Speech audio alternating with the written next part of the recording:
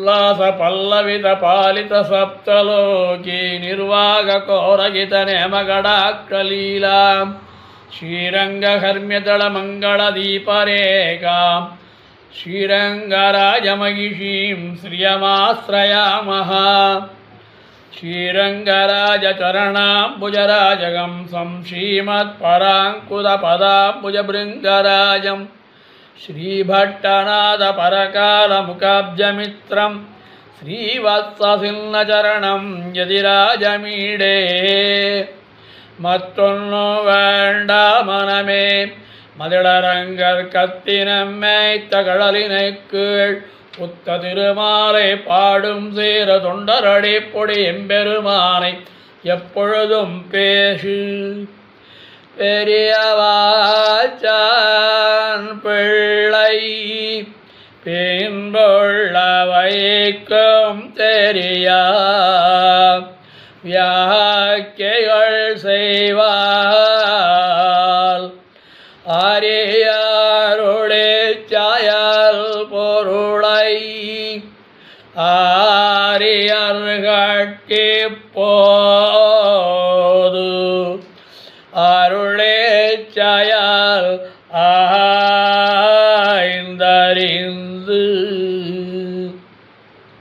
சாட்சாத் ஸ்ரீயப்பதியான சர்வேஸ்வரனான எம்பெருமாட நிர்கேதுக கிருபையினாலும் ஆழ்வார்கள் ஆண்டாள் ஆச்சாருடைய அனுகிரக விசேஷத்தினாலையும் ஸ்ரீமத் வேதமார்க்க பிரதிஷ்டாபனாச்சாரிய வேதாந்த பிரவர்த்தகாச்சாரியாராய் எழுந்துருளி சேவை சாதிக்கும் ஸ்ரீமத் பரமஹம்சேத்யாதி யதிகிரி நாராயண ராமானுஜ ஜீயர் சுவாமியுடைய திவ்ய கடாட்ச விசேஷத்தினாலேயும் திவ்ய நியமனத்தினாலேயும் பாகவதோத்தமருடைய அன்பினாலும் ஆதரவினாலும் அடியேனுக்கு தொண்டடிப்படியாழ்வார் அருளி செய்த திருமாலை என்கிற அற்புதமான ஒரு கிரந்தத்தினுடைய 4ஆம் பாசுரம் தொடங்கி 14ஆம் பாசுரம் வரையில் அனுபவிக்க அடியேனுக்கு பிராப்தமாயிற்று. சார்தம் ந சிந்தயேத் ஏகோ ந கச்சதே த்வானம் நைக சுப்தேஷு ஜாகுர்யாத் என்று ஒரு அற்புதமான ஒரு ஸ்லோகம். இதில் என்ன காட்டப்படுகிறது?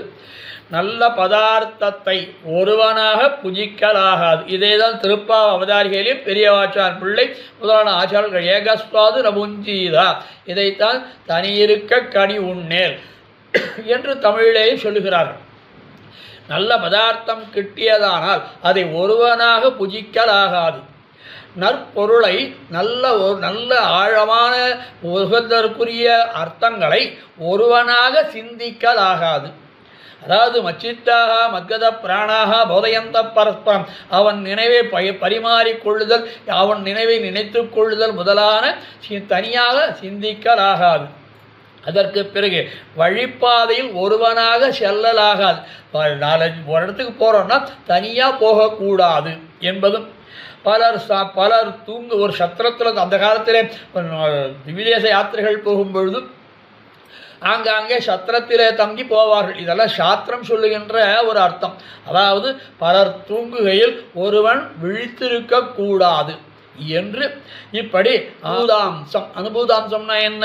அதாவது நுகர்ந்த விகுதியில் பிறரை அனுபவித்து அல்லது நிற்க மாட்டாத பிரகிருதி. இந்த பூர்வாச்சாரர்கள் என்ன, ஆழ்வார்கள் என்ன, தான் அனுபவித்து மட்டும் போராது பிறரையும் அனுபவிக்க வைக்க வேணும் என்கிற பிரகிருதியாலும், அதாவது தார்மீகர்களாகையாலும் பிறர் துக்கம் கண்டு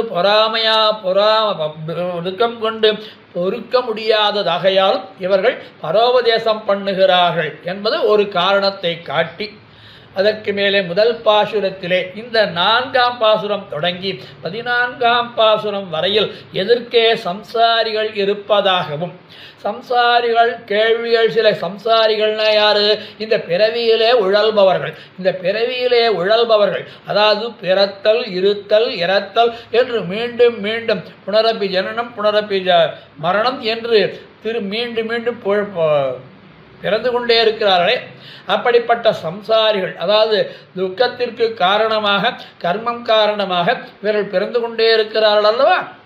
அந்த பிறந்து கொண்டே இருக்கக்கூடிய அந்த சம்சாரிகள் ஏதோ ஆழ்வாரை பார்த்து கேள்வி கேட்பதாகவும் அவர்கள் கேட்பதாக நினைத்து கொண்டு சுகிருத்தான நல்ல ஹிருதயத்தை உடைய நம்முடைய ஆழ்வார் அவர்கள் கேட்பதாக நினைத்து கொண்டு பதில் சொல்வதாக இந்த 10 பாசுரங்களும் அடியே அனுபவிக்க வேண்டிய 10 பாசுரங்களும் இப்படி அனுபவத்தை தருகிறது. அதாவது ஆழ்வார் எதிர்க்கே நின்று சம்சாரிகள் கேட்பதாக ஆழ்வாரே நினைத்து கொண்டு அவர்கள் கேட்கும் கேள்விகளுக்கெல்லாம் பதில் சொல்வதாக அமைந்தது இந்த 4ஆம் பாசுரம் தொடங்கி 14ஆம் பாசுரம் வரையில்.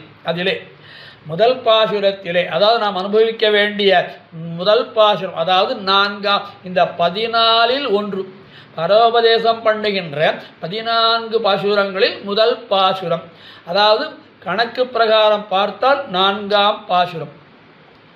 சம்சாரிகள்லாம் எல்லாம் சூழ்ந்து நின்றுடாலாம். சுவாமி ஆழ்வீரே எங்களுக்கு திருநாமம் சொல்லுகைக்கு யோக்கியதை உண்டா? எம்பெருமானுடைய திருநாமங்களை சொல்லினால் இவ்வளவு உண்டாகும் முதல் 3 பாசுரங்களிலே சொன்னீர் சரி, எங்களுக்கு யோக்கியதை உண்டா என்றும் பிராயச்சித்த சாத்தியமல்லாதபடி பாபத்தால் குடுபுரித்த க்ஷத்ரபந்துவும் இப்படி கேட்கிறார்கள். யாரு?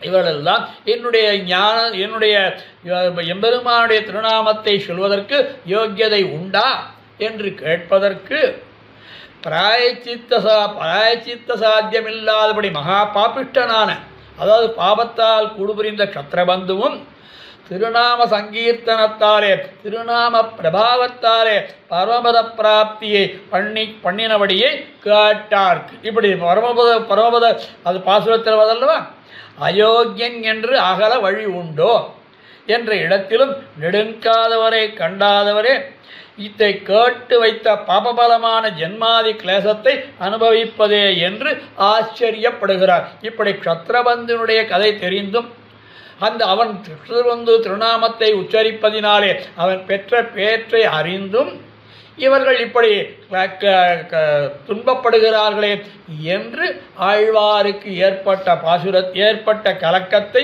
ஏற்பட்ட வருத்தத்தை இந்த முதல் பாசுரத்திலே காட்டுகிறார். அதான் 4ஆம் பாசுரம். மொய்த்தவள் வினையுள் நின்று முன்னெழுத்துடைய பேரால் கத்திர பந்து மன்னே பரங்கதி கண்டு கொண்டான் இத்தனை அடியரானார்க்கு இறங்கும் நம் அரங்கனாய பித்தனை பெற்று மந்தோ பிறவியுள் பிணங்குமாறே.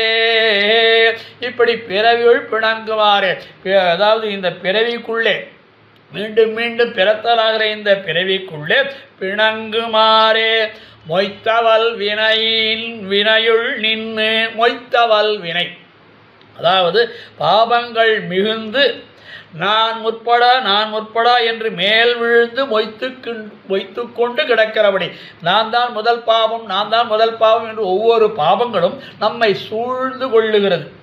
உதாரணம் அதுக்கு காட்டா விரிவாச்சாம் பிள்ளை தேன் கூட்டை ஈ மொய்த்தால் போலே. ஒரு தேன் கூடு இருந்ததானால் அங்கே தேனீக்கள் எப்படி மற்ற ஈக்கள் எப்படி அதை மொய்த்து கொள்ளுமோ அதுபோலே இது இன்னொரு பாசுரம் காட்டார் பெரியாழ்வார் திருமொழியில நெய்க்குடத்தை பத்தி ஏறும் எறும்புகள் போல் நிறந்து என்று அந்த இரண்டு காரணத்தை சொல்லி முதலிகள் லங்கை என முதலிகள் அதாவது இந்த வானர முதலிகள் என்ன பண்ணா விபீஷணரும் யுத்தம் ஆரம்பிக்க போகிறது. அப்போ என்ன பண்ணாலும் லங்கையை நான் வரேன்னு எல்லாம் வந்து எப்படி மொய்த்து கொண்டதோ அதுபோலே சீதையை கண்டு வந்த அனுமானை பார்த்து எப்படி இவர்கள் மொய்த்து கொண்டார்களோ வானர முதலிகள் அதுபோலே இந்த பாபங்கள் எல்லாம் நம்மை கூடு பூரித்து கிடக்கிறது. மேரு மந்திர மாத்ரா வீராசி பாபஸ்ய கர்மணஹ கேசவம் வைத்தமாசாத்ய துர்வியாதிரிவ நச்சதி என்று விஷ்ணுபுராணத்திலே விஷ்ணு தர்மத்திலே ஒரு ஸ்லோகம். அதாவது மேரு மந்திர மலைகள் போன்ற பரம பாப கர்ம குவியல்களும் கேசவனை அடைந்தவுடன் நல்ல வைத்தியனை அடைந்தவுடன் வியாதி விலகுவது போல விட்டு நீங்குகிறது. நல்ல ஒருத்தவனுக்கு வியாதி நல்ல டாக்டர் ஆகிறவன் அவன்கிட்ட போனால் எப்படி வியாதி குணமாகிறதோ அதுபோல மேரு மந்திரத்தினுடைய மலை அளவுக்கு பாபம் செய்த இவன் கேசவனை நாடிவிட்டானால் அந்த பாபம் தொலைகிறது, வியாதி தீருவது போலே.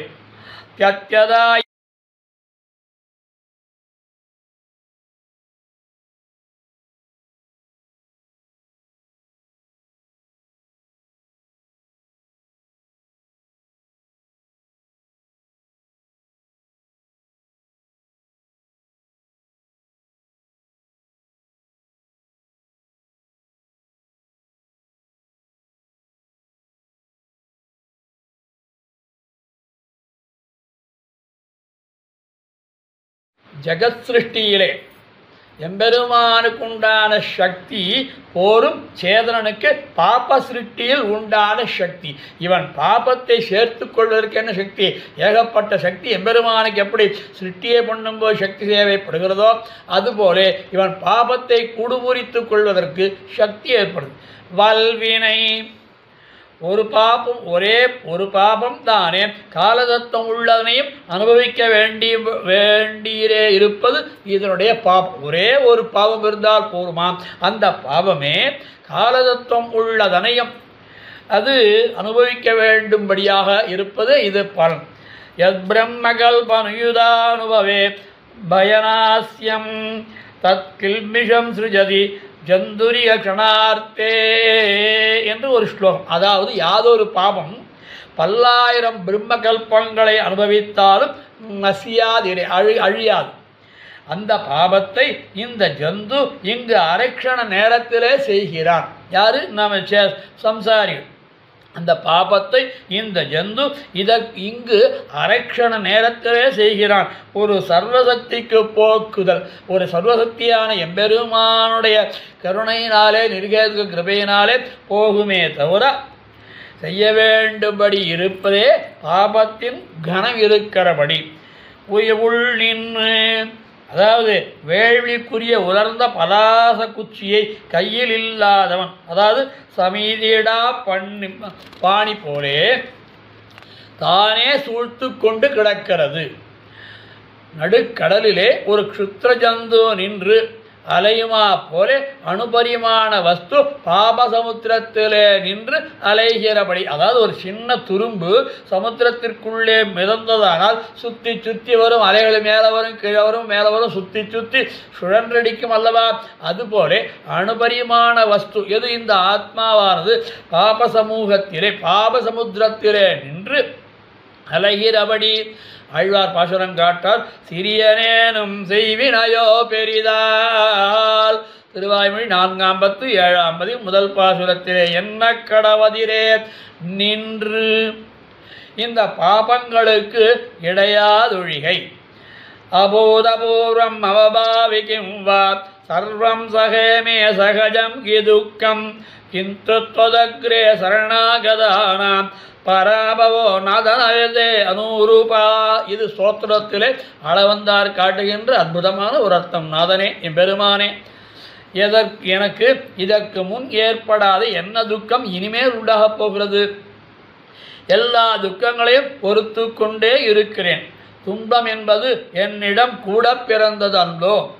ஆனால் தேவரீருக்கு முன்னால் வந்து சரணமடைந்தவர்களுக்கு ஏற்படும் அவமானம் தேவரீருக்கு தகுந்ததன்று என்கின்ற பாசுரத்திலே காட்டி, நெருப்பிலே கால் பாவினால் போலே பாபங்களிலே வேர் விழுவதே. இது விரைவாச்சானுடைய ஒரு வாக்கியம். அதாவது நெருப்பிலே கால் பாவினார் போலே தீவிர நெருப்பை சுத்திண்டு அதிலே நின்று கொண்டிருந்து பாபம் அதுபோலே பாபங்களிலே வேர் விடுவதே. அதாவது பாபங்களில் சுற்றி நின்று நடுவிலே நிற்பது, வேர் விழுவதே. என்ன அழகான ஒரு வார்த்தை! பாபங்களாகிற வேர் அப்படியே பறந்து கிடக்கு, அந்த நெருப்பிற்குள்ளே இருக்கிற மாதிரி கிடக்கு. மூன்னெழுத்துடைய பேரால், மூன்றெழுத்துடைய திருநாமத்தாரே. ஆழ்வார் நம்மாழ்வார் காற்றால் கெடுமிடராயவெல்லாம் கேசவாவென்ன நாடும் கொடிவினை செய்யும் கூத்தின் தமர்களும் குறுகையில்லா கேசவா என்ன. அதுவும் மூன்றெழுத்து, கேசவா என்கிற மூன்றெழுத்து. ஆனால் இங்கே பெரியவாச்சான் பிள்ளை திருவுள்ளம் பற்றுவது மூன்றெழுத்து கேசவாக இருந்தாலும் இவ்விடத்திலே கோவிந்தா கோவிந்தா. ஏன் அதை கோவிந்தா என்று சொல்லியிருக்கலாமோ? பல பாசுரங்களில் பல ஆழ்வார்கள் பல பாசுரங்களில் கோவிந்தன் சொல்கிறாளோனோ. அன்றுகான் கோவிந்தா என்று இவருடைய குமாரத்தையும் சொல்கிறாள் அல்லவா? அப்படி இருக்க இவ்விடத்திலே கோவிந்தா என்கிற திருநாமத்தை சொல்வதாக மறைத்து சொல்வதாக காட்டுகிறார் பெரியவாச்சான் பிள்ளை. அதாவது பாவங்களை பண்ணினவன் பரப்பும் பாபத்தின் பரப்பும். ரெண்டு பாபத்தை பண்ணினவன் பரப்பு, அதாவது விசாலமாக பண்ணுறோம். பாபத்தின் பரப்பும் போலே இருக்கிறதோ பாப விமோசனம். இத்தனை பாபங்கள் இவ்வளவு கூழ்பறித்து கிடக்கு, பாப விமோசனம் எப்படி? மூன்றெழுத்து என்கிறது. ஓரோ திருவக்ஷரமே, பெருமானுடைய ஒரே ஒரு திருவக்ஷரமே போரும் என்கைக்காக. அதாவது பகுதி விகுதியின் சேர்க்கலை பிரகிருதி பிரத்யே யோகம் என்று சம்ஸ்கிருதம் சொல்வார். போலே பதமாயிருக்கையாலே 3 அக்ஷரமாயிருக்க ஓர் அயுதாட்சரி சகசிராட்சரி என்னவை போல முடிந்தால் விடவற்றே என்றிருக்கும் அவரே. பேரால் இங்கே நல்லா கவனிக்கணும். பேரால் மந்திரம் என்னாதொழிகிறது. மந்திரம் ஏன் சொல்லல? பேரால் என்று திருநாமத்தை சொன்னார். ஏனென்றால் மந்திரம் என்றால் 6 விதமான லட்சணங்கள் தேவை, 6 விதமான விஷய வைலட்சண்யங்கள் தேவை. அதாவது அந்த மந்திரத்திற்கு ஒரு ருஷி இருக்கணும், அந்த ருஷி வேணும். அதற்கு அடுத்தபடியாக அந்த மந்திரத்திற்கு உண்டான சந்தோ தேவதை ஒன்று இருக்கணும். அடுத்ததாக அந்த மந்திரத்திற்கு சக்தி பீஜம். இப்போது சஹஸ்ரநாமத்தை ஆரம்பிக்கும்போது சொல்லுமா அல்லவா, முதல்ல ஸ்லோகமெல்லாம் முடிஞ்சதுக்கப்புறம் அந்த தியானத்துக்கு அப்புறம் சில விஷயங்கள் சொல்கிறோம் அல்லவா, பீஜா அப்படின்னு சொல்கிறோமோ அதே மாதிரி பீஜம் மந்திரம், அதற்கு அடுத்த வர்ணம், அதுக்கு அடுத்தபடியாக விநியோகம், அதுக்கு அடுத்தது தியானம். இந்த 6 விஷயங்கள் ஒரு மந்திரத்தை சொல்வதாக இருந்தால் 6 விஷயங்கள் உள்ளடக்கி இருக்க வேண்டும். ஆனால் மந்திரங்கள் திருநாமத்தை சொல்வதற்கு இந்த லட்சணங்கள் எதுவும் தேவையில்லை. அதை போல இது சர்வாதிகாரமாய் அந்த மந்திரங்களை சொல்வதற்கு உபதேசம் பெற்றிருக்க வேண்டும், சில நியமங்கள் பெற்றிருக்க வேண்டும், ஓம் நமஹா என்கிற பதத்தினுடைய சேர்த்து இருக்க வேண்டும். இத்தனை லட்சணங்கள் அதுக்கு இருக்கு. ஆனால் பேரை சொல்வதற்கு அந்த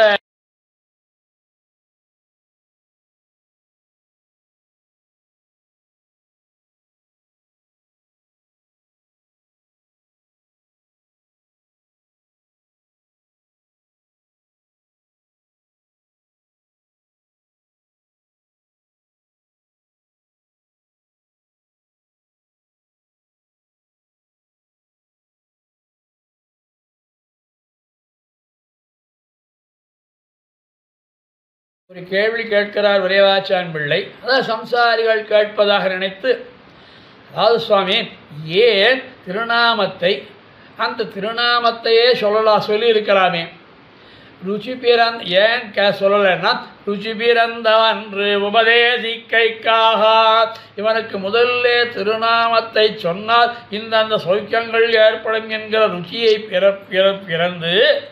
ருச்சியை பிறந்ததற்கு பிறகு அந்த திருநாமத்தை சொன்னால் அது அவனாலே விஸ்வசிக்கக்கூடும் அல்லவா. ஆகையினாலே ருச்சி பிறந்தவன்று சொல்லலாம் என்று இருந்தார். அதற்கு மேலே மூன்றெழுத்து அப்படின்னு ஏன் சொல்லுவானேல் என்றால் இதை போலத்தான் பெரியாழ்வாரும் மூன்றெழுத்ததனால் மூன்றெழுத்தாக்கி மூன்றெழுத்தை என்று கொண்டிருப்பார்க்கு. பெரியாழ்வார் திருமொழி 4ஆம் பதிகம் 4ஆம் பத்து 7ஆம் பதிகம் 10ஆம் பாசுரத்திலே பெரியாழ்வார் சொன்னபடி அதுபோல மறைத்து சொல்லுகிறார். கத்திரபந்தும் அன்னே பராங்கதி கண்டு கொண்டான். கத்திரபந்தும் அழகாக விற்பது சொல்றார். கத்திரியானாம் அதமஹா இது கத்திரபந்து. அரசர்கள் என்று சொல்வதற்குள்ளே, அரசர்கள் என்று பல பேர் இருந்தார்கள் அல்லவா, அப்படிப்பட்ட அரசர்கள் என்று சொல்வதற்குள்ளே அதமஹா மிக தாழ்ந்தவன் பிரம்மபந்து என்னா போல க்ஷத்ரபந்து அவன் பெயர் என்ன? க்ஷத்ரபந்து, பாவம் பண்ணினவன் அப்படின்னு சொல்றது, மிக தாழ்ந்தவன். எப்படி?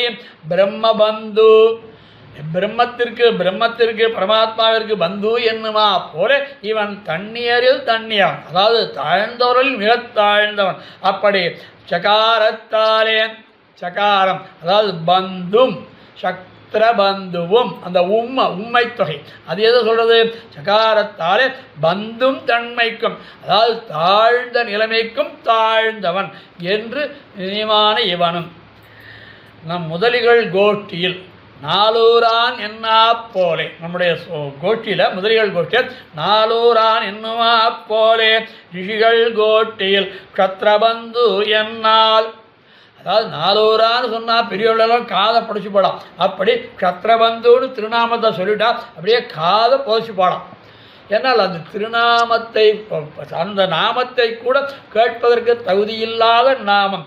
அதுக்காக ரிஷிகள் கோட்டில் க்ஷத்ரபந்து என்றால் சத்யம் தேவந்து லோகேன தஸ்மின் துர்விருத்த சேதசா சிந்தாம் சகாரச முனி க்ஷத்ரபந்த உதயாபரஹா என்று ஒரு ஸ்லோகம். அதாவது பந்து சமூகத்தினால் விடப்பட்டவனும் துர்நடத்தையில் ஈடுபட்ட மனத்தை உடையவனுமான அந்த க்ஷத்ரபந்துவினிடத்தில் கருணை நிரம்பிய அந்த முனிவர் கரை கொண்டார். பராங்கதி கண்டு கொண்டான். இவன் செய்த பாபங்கள் விமோசனமே போரும். அதாவது பாப விமோசனம் கிடைச்சது, அது போரும். அதுக்கு மேலே சொர்க்காதி பலன்களின் அளவு மின்னிக்க சொர்க்கம் முதலானவர்களிலே இருக்கக்கூடிய அளவு இல்லாமல் ஐஸ்வர்ய கைவல்யங்கள் அளவு மின்னிக்க, அதாவது சொர்க்காதி பலன்கள் ஐஸ்வர்யம் கைவல்யம் இவைகளை காட்டிலும் உயர்ந்ததான உத்தம புருஷார்த்தத்தை கிடீர் பராங்கதி கண்டு கொண்டான். இப்படி பெற்றான் என்பது அங்கே சரித்திரத்திலே காட்டப்படுகின்ற விஷயம். அதிலே சம்சாரிகளில் கடையனானவன் அஸ்பிரிட்ட சம்சார கந்தருடைய அனுபவத்தையிலே பெற்றது. அதாவது பிறவி வாசனை இல்லாதவர்கள், பிறவி வாசனை சம்சாரிகளில் கடையனானவன் அஸ்பிரிட்ட சம்சார கந்தமுடைய கொஞ்சம் கூட சம்சாரத்திலே சம்பந்தம் இல்லாத அனுபவத்தையிலே யார் பெற்றான்? பராங்கதி கண்டு கொண்டான். க்ஷத்ரபந்துவன் கண்டு கொண்டான் என்றது இதை இழந்தது பெற்றார் போலே இருக்கை. அதாவது ஏற்கனவே ஒன்றை இழந்துட்டோம், இழந்தது கிடைச்சிடுத்துன்னா அதுதான் கண்டு கொண்டான். ஏற்கனவே இழந்ததை பெற்றோம், ஆனால் புதிதாக சம்பாதிப்பது என்பது ஒன்று உண்டு. ஏற்கனவே இருந்ததை இழந்து மீண்டும் பெற்றானாயில் என்ன நன்மையை அடைவானோ அதுபோலே இருக்கை. நாமம் சொன்னதுக்கு பலன் பெற்றானாய் இருக்கை. அன்னிக்கே தன்னது தான் பெற்றானாக வைத்து இவன் நினைத்திருப்பது, ஏற்கனவே நம்மகிட்ட இருந்தது தான் திருப்பி கிடைச்சிருக்கு என்கிற நினைவோடு இருக்கை. அஞ்ஞானத்தாலே மறைந்து கிடந்ததாய் பகவத் விஷயீகாரத்தாலே எம்பெருமானுடைய விஷயீகரித்தாலே, அதாவது அந்த முனிவனுடைய ஒரு முனிவன், அந்த முனிவன் பராங்கதி இவனுடைய திருநாமத்தை சொன்னான். அப்படி பகவத் விஷயீகாரத்தாலே அதில் நிவிருத்தி பிறந்தால் ஸ்வரூபமும் சேஷத்துவமும் ஸ்வரூபானுரூபமான பிரவருத்தி விசேஷமும், அதாவது கைங்கரிய விசேஷமும் பிரகாசிக்கும். பிரகாசியந்தேன ஜன்யந்தே நித்ய ஏவாத்மனோஹிதே. மணியில் உள்ள மரத்தை, மணின ரத்னங்களில் இருக்கக்கூடிய அழுக்கை துடைத்து கொண்டால் ஏற்கனவே ரத்னத்தின் ஒளி புதிதாக உண்டாகவில்லை. ரத்னத்தின் ஒளி ரத்னத்திடையேதான் இருக்கிறது, ஆனால் அது அழுக்குப்பட்டு கிடக்கிறது. அந்த அழுக்கை நீக்கினால் மணியினுடைய ஒளி எப்படி பிரகாசிக்குமோ அதுபோலே கிணறு வெட்டுவதினால் ஜலமானது உண்டு பண்ணப்படுவதில்லை. ஒருத்தன் கிணறு வெட்டினா ஜலம் வந்துடுத்து, ஜலத்தை இவன் உண்டு பண்ணல, ஏற்கனவே இருக்கிற ஜலத்தை வெளியே தெரியும்படியாக கிணறு வெட்டுவது போலே கண்டு கொண்டான். அப்படியே கெட்ட குணங்களை நீக்குவதால் ஞானம் முதலான ஆத்ம குணங்கள் பிரகாசிக்கப்படுகின்றனவே ஒழிய உண்டு பண்ணப்படுவதில்லை. ஆக அவை ஆத்மாவுக்கு நித்தியமாய் இருக்குமன்றோம். இந்த ஆத்மாவுக்கு நித்தியமான இந்த சேஷத்துவம் பாரதந்திரியம் சரீர சம்பந்தத்தினாலேயும் பாப கர்மாக்கினாலும் அது அழுக்கப்பட்டு கிடக்க அதை பகவத் கடாட்சத்தாலே நிர்கேதி விஷயீகாரத்தாலே போக்கி கொண்டால் அது எப்படி போகுமோ அப்படி. இத்தனை அடியரானார்க்கு இறங்கும் நம் அரங்கனாய பித்தனை. இத்தனை அடியரானார்க்கு க்ஷத்ரபந்துவின் அளவு ஆனுகூல்யமுடையாருக்கு, அவனாவது சத்ரபந்து பகவத் விஷயத்தை ஞானமில்லாமல் இருந்தால் கொஞ்சமாவது ஞானமுடையாருக்கு அனுகூலமாயிருக்கை எண்ணுதல். ஈஸ்வரன் சேஷி நாம் சேஷபூதன் என்றால் அத்வேஷமுடையார்க்கு எண்ணுதல். அவன் சேஷி நாம் சேஷபூதன், அதாவது க்ஷத்ரபந்துவை காட்டிலும் சற்று உயர்ந்தான் நாம். எம்பெருமான், அதாவது எம்பெருமான் சேஷி நாம் சேஷபூதன் என்று அத்வேஷமுடையார்க்கென்னுதல். பதிம் விஸ்வஸ்யாத் உலகத்திற்கெல்லாம் பதி என்றும் யஸ்யாஸ்மீனமந்தாரே அபி எவனுக்கு நான் தாசராயிருக்கிறேனோ அவனை விட்டு வேறொருவிடம் செல்ல மாட்டேன் என்று மனசிலே அறிந்திருக்கை. அடியரானார்க்கு இது பகவத் அபிப்பிராயத்தாலே எம்பெருமானுடைய அபிப்பிராயத்தாலே அருளி செய்கிறார். துராச்சாரோபி சர்வாசி கிருதக்னோ நாஸ்திக புரா சமாஸ்ரேதாதிதேவம் ஸ்ரத்தையா சரணம் யதி நிர்தோஷம் விஜிதம் ஜந்தும் பிராபலவாத் பரமாத்மனஹ. அனாதிகாலமாக ஒருவன் கட்ட ஒழுக்கம் உள்ளவனாகவும் எதையும் சாப்பிடுபவனாகவும் செய்நன்றி மறந்தவனாகவும் நாஸ்திகனாகவும் இருந்த போதிலும் ஆதிதேவனான சிரேப்பதியான எம்பெருமானுடைய சிரத்தையுடன் சரணம் அடைவானாயில் அம்மனிதனை பரமபுருஷனுடைய மகிமையினாலே தோஷமற்றவனாக அறியலாம். இத்தனை என்கிற இதுதான் மேரு மந்திரம் சுமந்தார் போலே ஆய்த்து அத்தனைக்கு. அதாவது இத்தனை அடியராதானருக்கு இத்தனை அந்த ஒரு சொல்லுக்கு அழுத்தம் இத்தனை என்கிற இதுதான் அவனுக்கு மேரு மந்திர மலையை சுமந்தார் போல பாரமாயிற்று என்றும் பூயிட்டாந்தே நமக்குன் விதேமா நீ மிக பெரியதாக நினைக்கும் நமகா என்னும் சொல்லை உன் விஷயத்திலே நாங்கள் சொல்லுவோம். இறங்கும் அன்றீன்ற கன்றுக்கு தாய் இறங்குமா போலே தானே எல்லாம் செய்தாலும் ஒன்றும் செய்கிறோம் என்று இரக்கம் போலே ஆய்த்து. வேற ஒன்றும் இல்லை, அடியாரான சம்பந்தத்தாலே உன் அடியார்க்கு என் செய்வான் என்னே இருத்தினி. பெரியவிருந்தாதி 53ஆம் பாசுரத்தில் நம் அரங்கனாய ஆகிஞ்சனரான நமக்காகவே கோயிலே வந்து கண் வளர்கிறது. இவ்விடத்திலே விரைவாச்சான் பிள்ளை பரமபதம் நித்தியர்க்கம் முக்தர்க்கும் திருப்பார்கடல் முக்தப்பிராயரான சனகாதிகளுக்கும் பிரம்மாதிகளுக்கும் அவதாரங்கள் அந்த காலத்தினார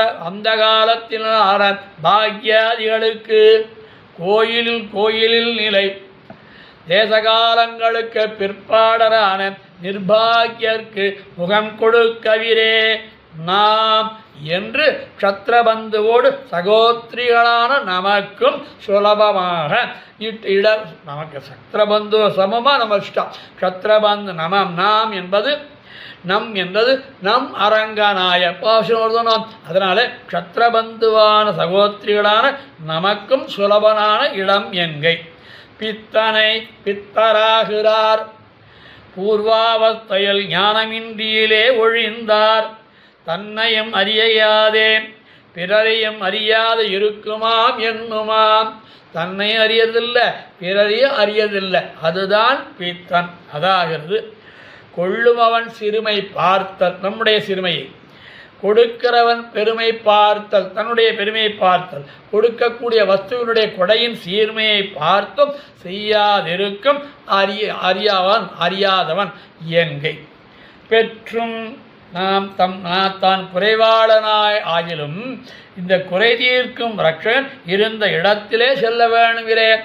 அது வேண்டாதபடி பூர்ணனானத்தான் என்னை கொள்வார் உண்டோ என்று கிடக்கிற இடம். அதாவது நம் அரங்கனாயா என்றால் திருரங்கத்தில் சயனித்துக் கொண்டிருக்கக்கூடிய பெருமான் பூர்ணன். ஆனால் அபூர்ணன் போலே என்னை கொள்வார் உண்டோ என்று கிடக்கிற இடம். அந்தோ பிறவியுள் பிணங்குமாறே சுலபமான விஷயத்தை விட்டு போனாலுமிரே போய் பெறுகிற விஷயம் இத்தோடு சமமாயிருக்கை. அங்கே போய் அனுபவிக்கக்கூடிய விஷயம் இங்கே சமமாயிருக்கை. ஜன்மாதிகளில் தானகப்பட்டு கிடக்கச் செய்தே அந்யோன்யம் விவாதம் பண்ணி முடிந்து போவதே என்று வெறுக்கிறார். இப்படி விவாதம் பண்ணி வெறுத்து போராளே, இப்படி எழுந்து போராளே.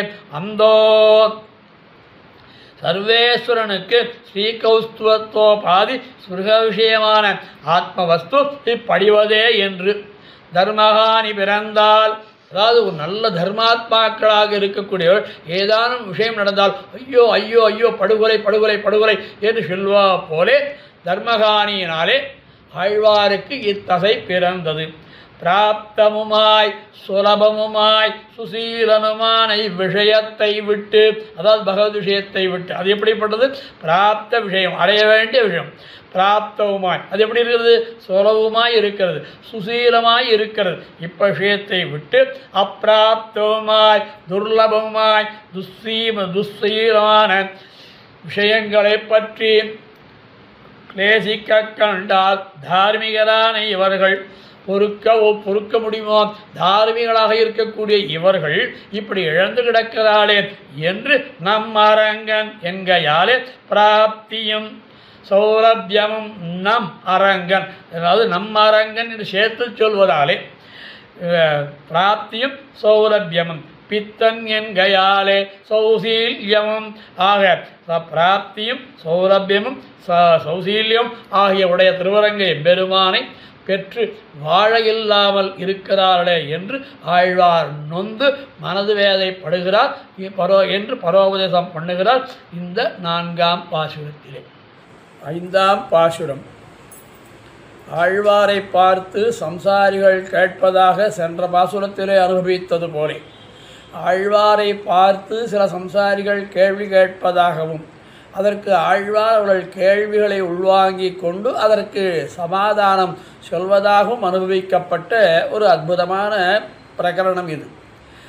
இந்த பாசுரத்திலே 5ஆம் பாசுரத்திலே சம்சாரிகள் எல்லாரும் ஆழ்வீரே, இப்படி பெண்களாலே சுகமடைவதை காட்டிலும் வேறு ஒரு சுகம் உண்டோ என்று அவர்கள் கேட்பதாக நினைத்து இந்த பாசுரத்திற்கு ஐயோ இவர்கள் பெண்களாலே ஏற்படுகின்ற சுகங்களை, அதாவது துக்கங்களை ஏற்படக்கூடிய துக்கங்களை சுகங்கள் என்று சொல்லுகிறார்களே என்று அவர்களை வெறுத்து பாசுரம் அருளை செய்கிறார். இந்த பாசுரத்திலே பெண்டிரால் சுகங்களுய்ப்பான் பெரியதோர் இடும்பை பூண்டு உண்டிரா கிடக்கும் போது உடலுக்கே கரைந்து நைந்து தந்துழாய் மாலை மார்வன் தமர்களாய் பாடியாடி தொண்டு போல் அமுதமுன்னா தொழும்பர் சோருகக்குமாரே. அற்புதமான ஒரு பாசுரம். தொழும்பர் சோருகக்குமாரே. தொழும்பர் என்பது இவ்விடத்திலே மிகவும் தண்ணியவர், அதாவது மிகவும் தாழ்ந்தவர்கள். இவர்களுக்கு இடுகின்ற சோறு இருக்கிறதே அது வியர்த்தம் என்று இவ்விடத்திலே ஒரு சோற்றை பற்றி இவ்விடத்திலே ஒரு பாசுரத்திலே காட்டுகிறார்.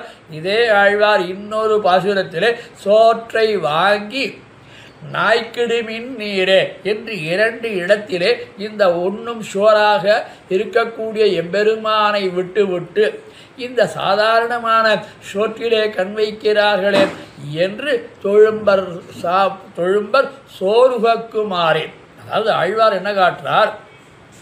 பெண்டிரால் சுகங்கள் உய்ப்பார். இந்த பெண்களாலே 16 வயது சுகமுடைய பெண்களாலே சுகத்தை தருகின்ற பெண்களாலே சுகங்கள் உய்ப்பதான். அதனாலே என்னாவது? அதனாலே சாம்சாரிக துக்கம் ஆகையினாலே மீண்டும் மீண்டும் பிறப்பு இத்தனையும் பெற்றிருந்தும் சுகங்குழைப்பார் பெரியதோர் இடும்பை. இடும்பை என்பது இவ்விடத்தில் துக்கத்தை சொல்லுகிறது. அதாவது இடும்பை என்கிற சம்சாரமாகிற துக்கத்தை சொல்லுகிறது. இடும்பை பூண்டு அதாவது அதை அழகாக காட்டுறார். இவைகளெல்லாம் மேலே கோர்த்து கொள்ளும்படியாக பூண்டு என்றால் அதை ஆபரணமாக அணிந்து கொள்கிறார்களோ. பூணுகை என்கிற சொல்லானது எப்படி வரும்? ஆபரணம் பூணுகை, முத்திரியம் பூணுகை, அதாவது ஆபரணங்கள் எல்லாம் பூன்று கொண்டுகிறார்கள் அர்த்தம், போட்டுக்கிறான் அர்த்தத்தை பூணுதல் என்று சொல்கிறோம் அல்லவா. இதற்கு பெயர் என்ன? பூணுதல், பூணல் அப்படின்னு சொல்கிறோமா இல்லையா? அதுபோல இவர்கள் அதிலே மொய்த்து கிடக்கிறார்கள். பூண்டு அதெல்லாம் உண்டிரா கிடக்கும் போது இந்த சாம்சாரிக விஷயமான சுகத்தை அனுபவிப்பதற்காக பகல் முழுவதும் திரிந்து சம்பாத்தியம் பண்ணி பொருள்களை தேடி சரி இரவு நேரத்திலேயாவது சுகமடைகிறாளா, எம்பெருமானை நீக்கிறார்களா, பௌதிக ஞானம் ஏற்படுகிறதா என்று பார்த்தால் உண்டிரா கிடக்கும் போது உடலுக்கே கரைந்து நைந்து இந்த உடலை பார்த்து அதற்காக ஏங்காமல் அதற்காக ஏங்கி ஐயோ இப்படி அனுபவிக்க முடியாமல் போகிறதே என்று ஏங்கி ஏங்கி தந்துழாய் மாலை மார்பன் தமர்களாய் பாடியாடி. தந்துழாய் மாலை மார்பன் அதாவது எம்பெருமானுடைய திருத்துழாய் மாலை அணிந்த எம்பெருமானுடைய தாழ் மார்பன் தமர்களாய் பாடியாடி. இந்த அடியாரோடு கூடி ஆடி அனுபவித்து தொண்டு போன்ற அமுதம் உண்ணா. தொண்டர்களோடு கூடியிருந்து அனுபவிப்பதை ஒரு அமுதமாக அமுதவார்க்கு இனியவாரே. இப்படிப்பட்ட வைபவத்தை விட்டு அடியாரோடு கூடி தந்துழாய் மாலைமார்பன் அவர்களாய் அவருடைய அடியார்களாக ஆகி ஆடுவதை விட்டுவிட்டு இப்படி பெண்களால் கிடைக்கக்கூடிய துன்பமாகிற சுகத்தை அடைய விரும்புகிறார்களே என்று ஆழ்வார் தன்னை கடிந்து கொள்கிறார், இவர்களை கடிந்து கொள்கிறார். 6ஆம் பாசுரம்.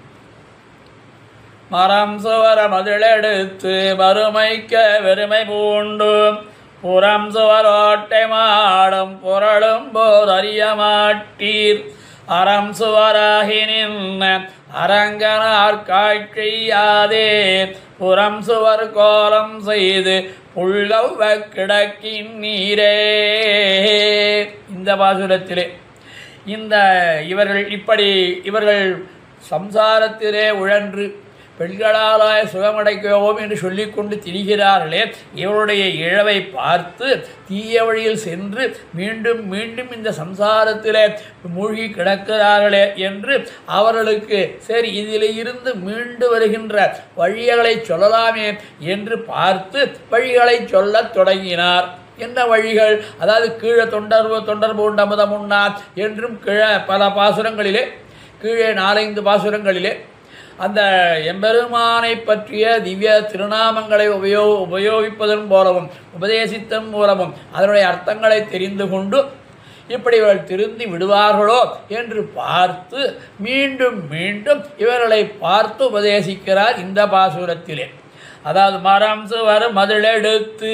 மரம் என்பதற்கு தீய வழிகளிலே சென்று அறியாமையை அறியாமையால் கெட்டு போகிறார்களே என்று உரிய ஹிதத்தை சொல்லி இவனை மீட்போம் என்று பார்த்து, ஏன் என்றால் கருணை வடிவானவர்கள் அல்லவா ஆழ்வார்கள், அந்த கருணை வடிவினாலே இவர்களை மீட்க பார்க்கலாம் என்று நினைத்து சில உபதேசங்களை சொல்ல, அந்த உபதேசங்களையும் இவர்கள் எப்படி எடுத்துக்கொண்டார்கள்? துச்சமாக எடுத்துக்கொண்டார்கள், அலட்சியப்படுத்தினார்கள்.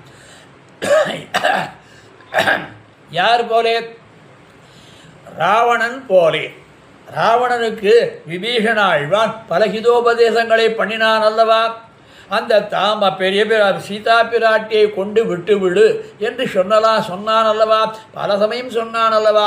கும்பகர்ணன் சொன்னான், மால்யவான் சொன்னான், விபீஷணன் சொன்னான். இப்படிப்பட்டவர்களை எல்லாம் இவர்கள் செய்த உபதேசங்களை ராவணன் என்ன துச்சமாக மதித்து துவாம் திக் குலபாம்சனம் என்று அவரை அவமானப்படுத்தினான் அல்லவா? ஆனாலும் அந்த அவமானத்தையும் தாங்கி கொண்டு நல்லவர்கள் உயர்ந்தோர்கள் அந்த அவமானங்களை தாங்கி கொண்டும் உபதேசிப்பதையே தர்மமாக உடையவர்கள். ஏனென்றால் அதுதான் அவர்களுக்கு லட்சணம், அதுதான் அவர்களுக்கு பெருமை, அதுதான் அவர்களுக்கு கருணையும் காரணமாக. ஆக இப்பாசுரத்திலே மரம் சுவர் மதிலெடுத்து அதாவது தேகத்தை ஸ்பூன் பட்டி கொண்டு புறம் சுவர் கோலம் செய்து புல்கவ கிடக்கின் நீரே.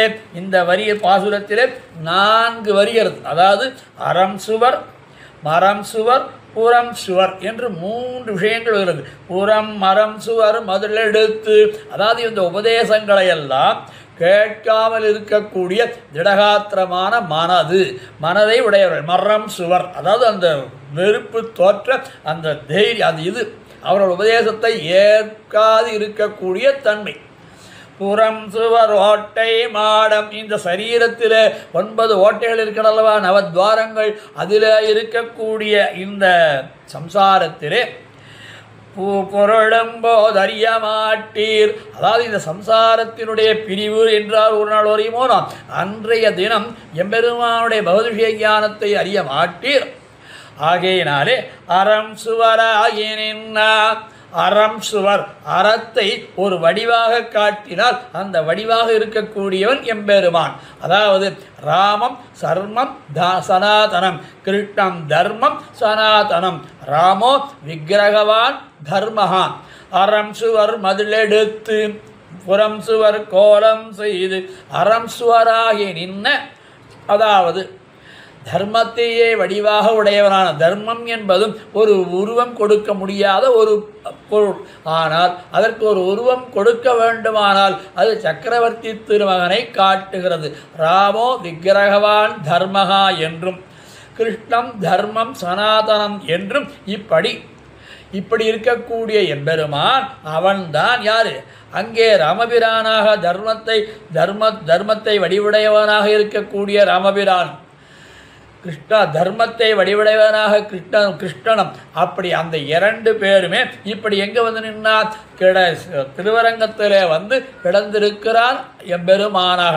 அப்படி அறம் சுவராகி நின்ன அரங்கனார் காட்சியாதே.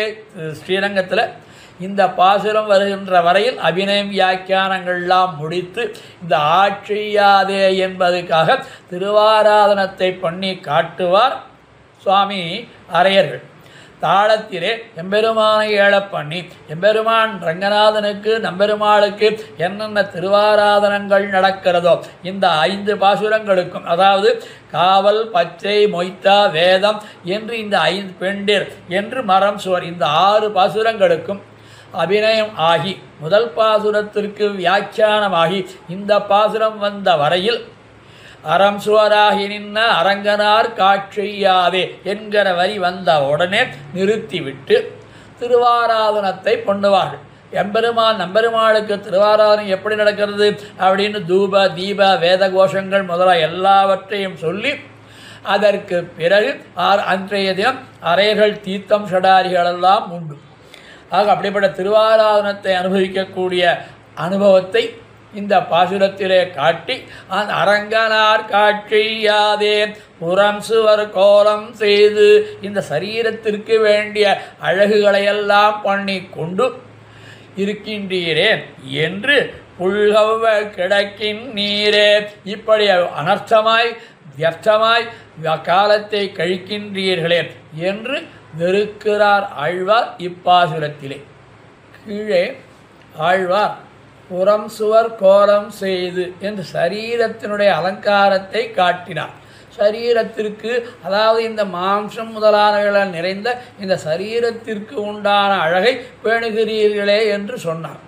உடனே ஆழ்வாரிடம் கேட்டோம், ஆழ்வீரே அப்படி என்றால் ஆத்மாவிற்கு சரீரத்திற்கு அழகை சொல்லுகிறீர், சரி ஆத்மாவிற்கு என்ன அழகு என்று கேட்டால் ஆத்மாவிற்கு அழகு அடிமை செய்கிறே. ஆத்மாவை அலங்கரிக்கையாவது. இந்த ஆத்மாவை அலங்கரிப்பதுன்னா என்ன? ஆத்மாவை அலங்கரிப்பது என்பது அடிமை செய்கிறே.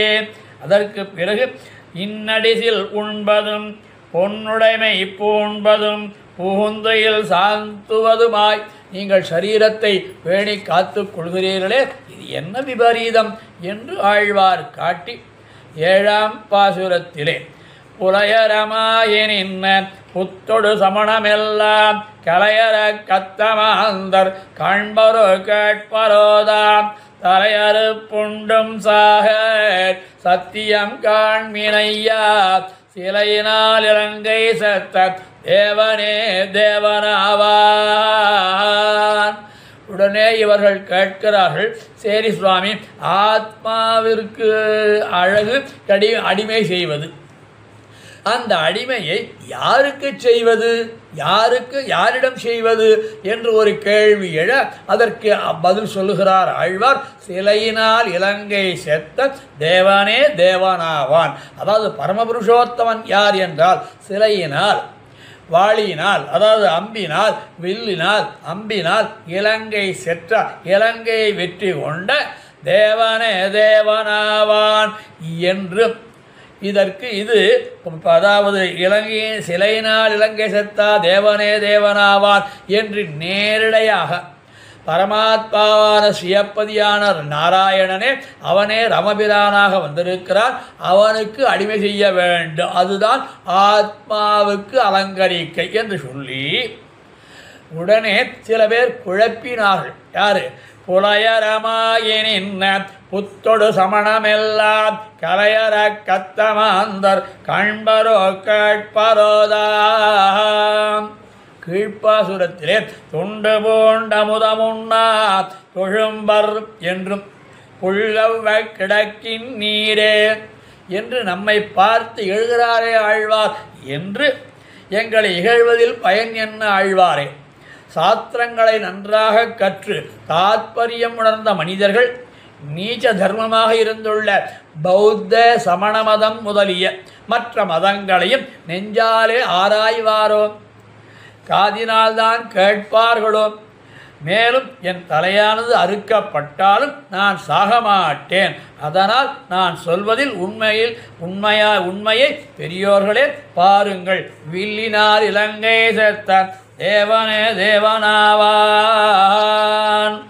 தேவனே தேவனாவான். இரண்டு அர்த்தம் காட்டுறான். முதல் தேவனே அப்படி என்றால் திவு காந்தி, அது என்றும் தாதுவிலிருந்து தோன்றியது.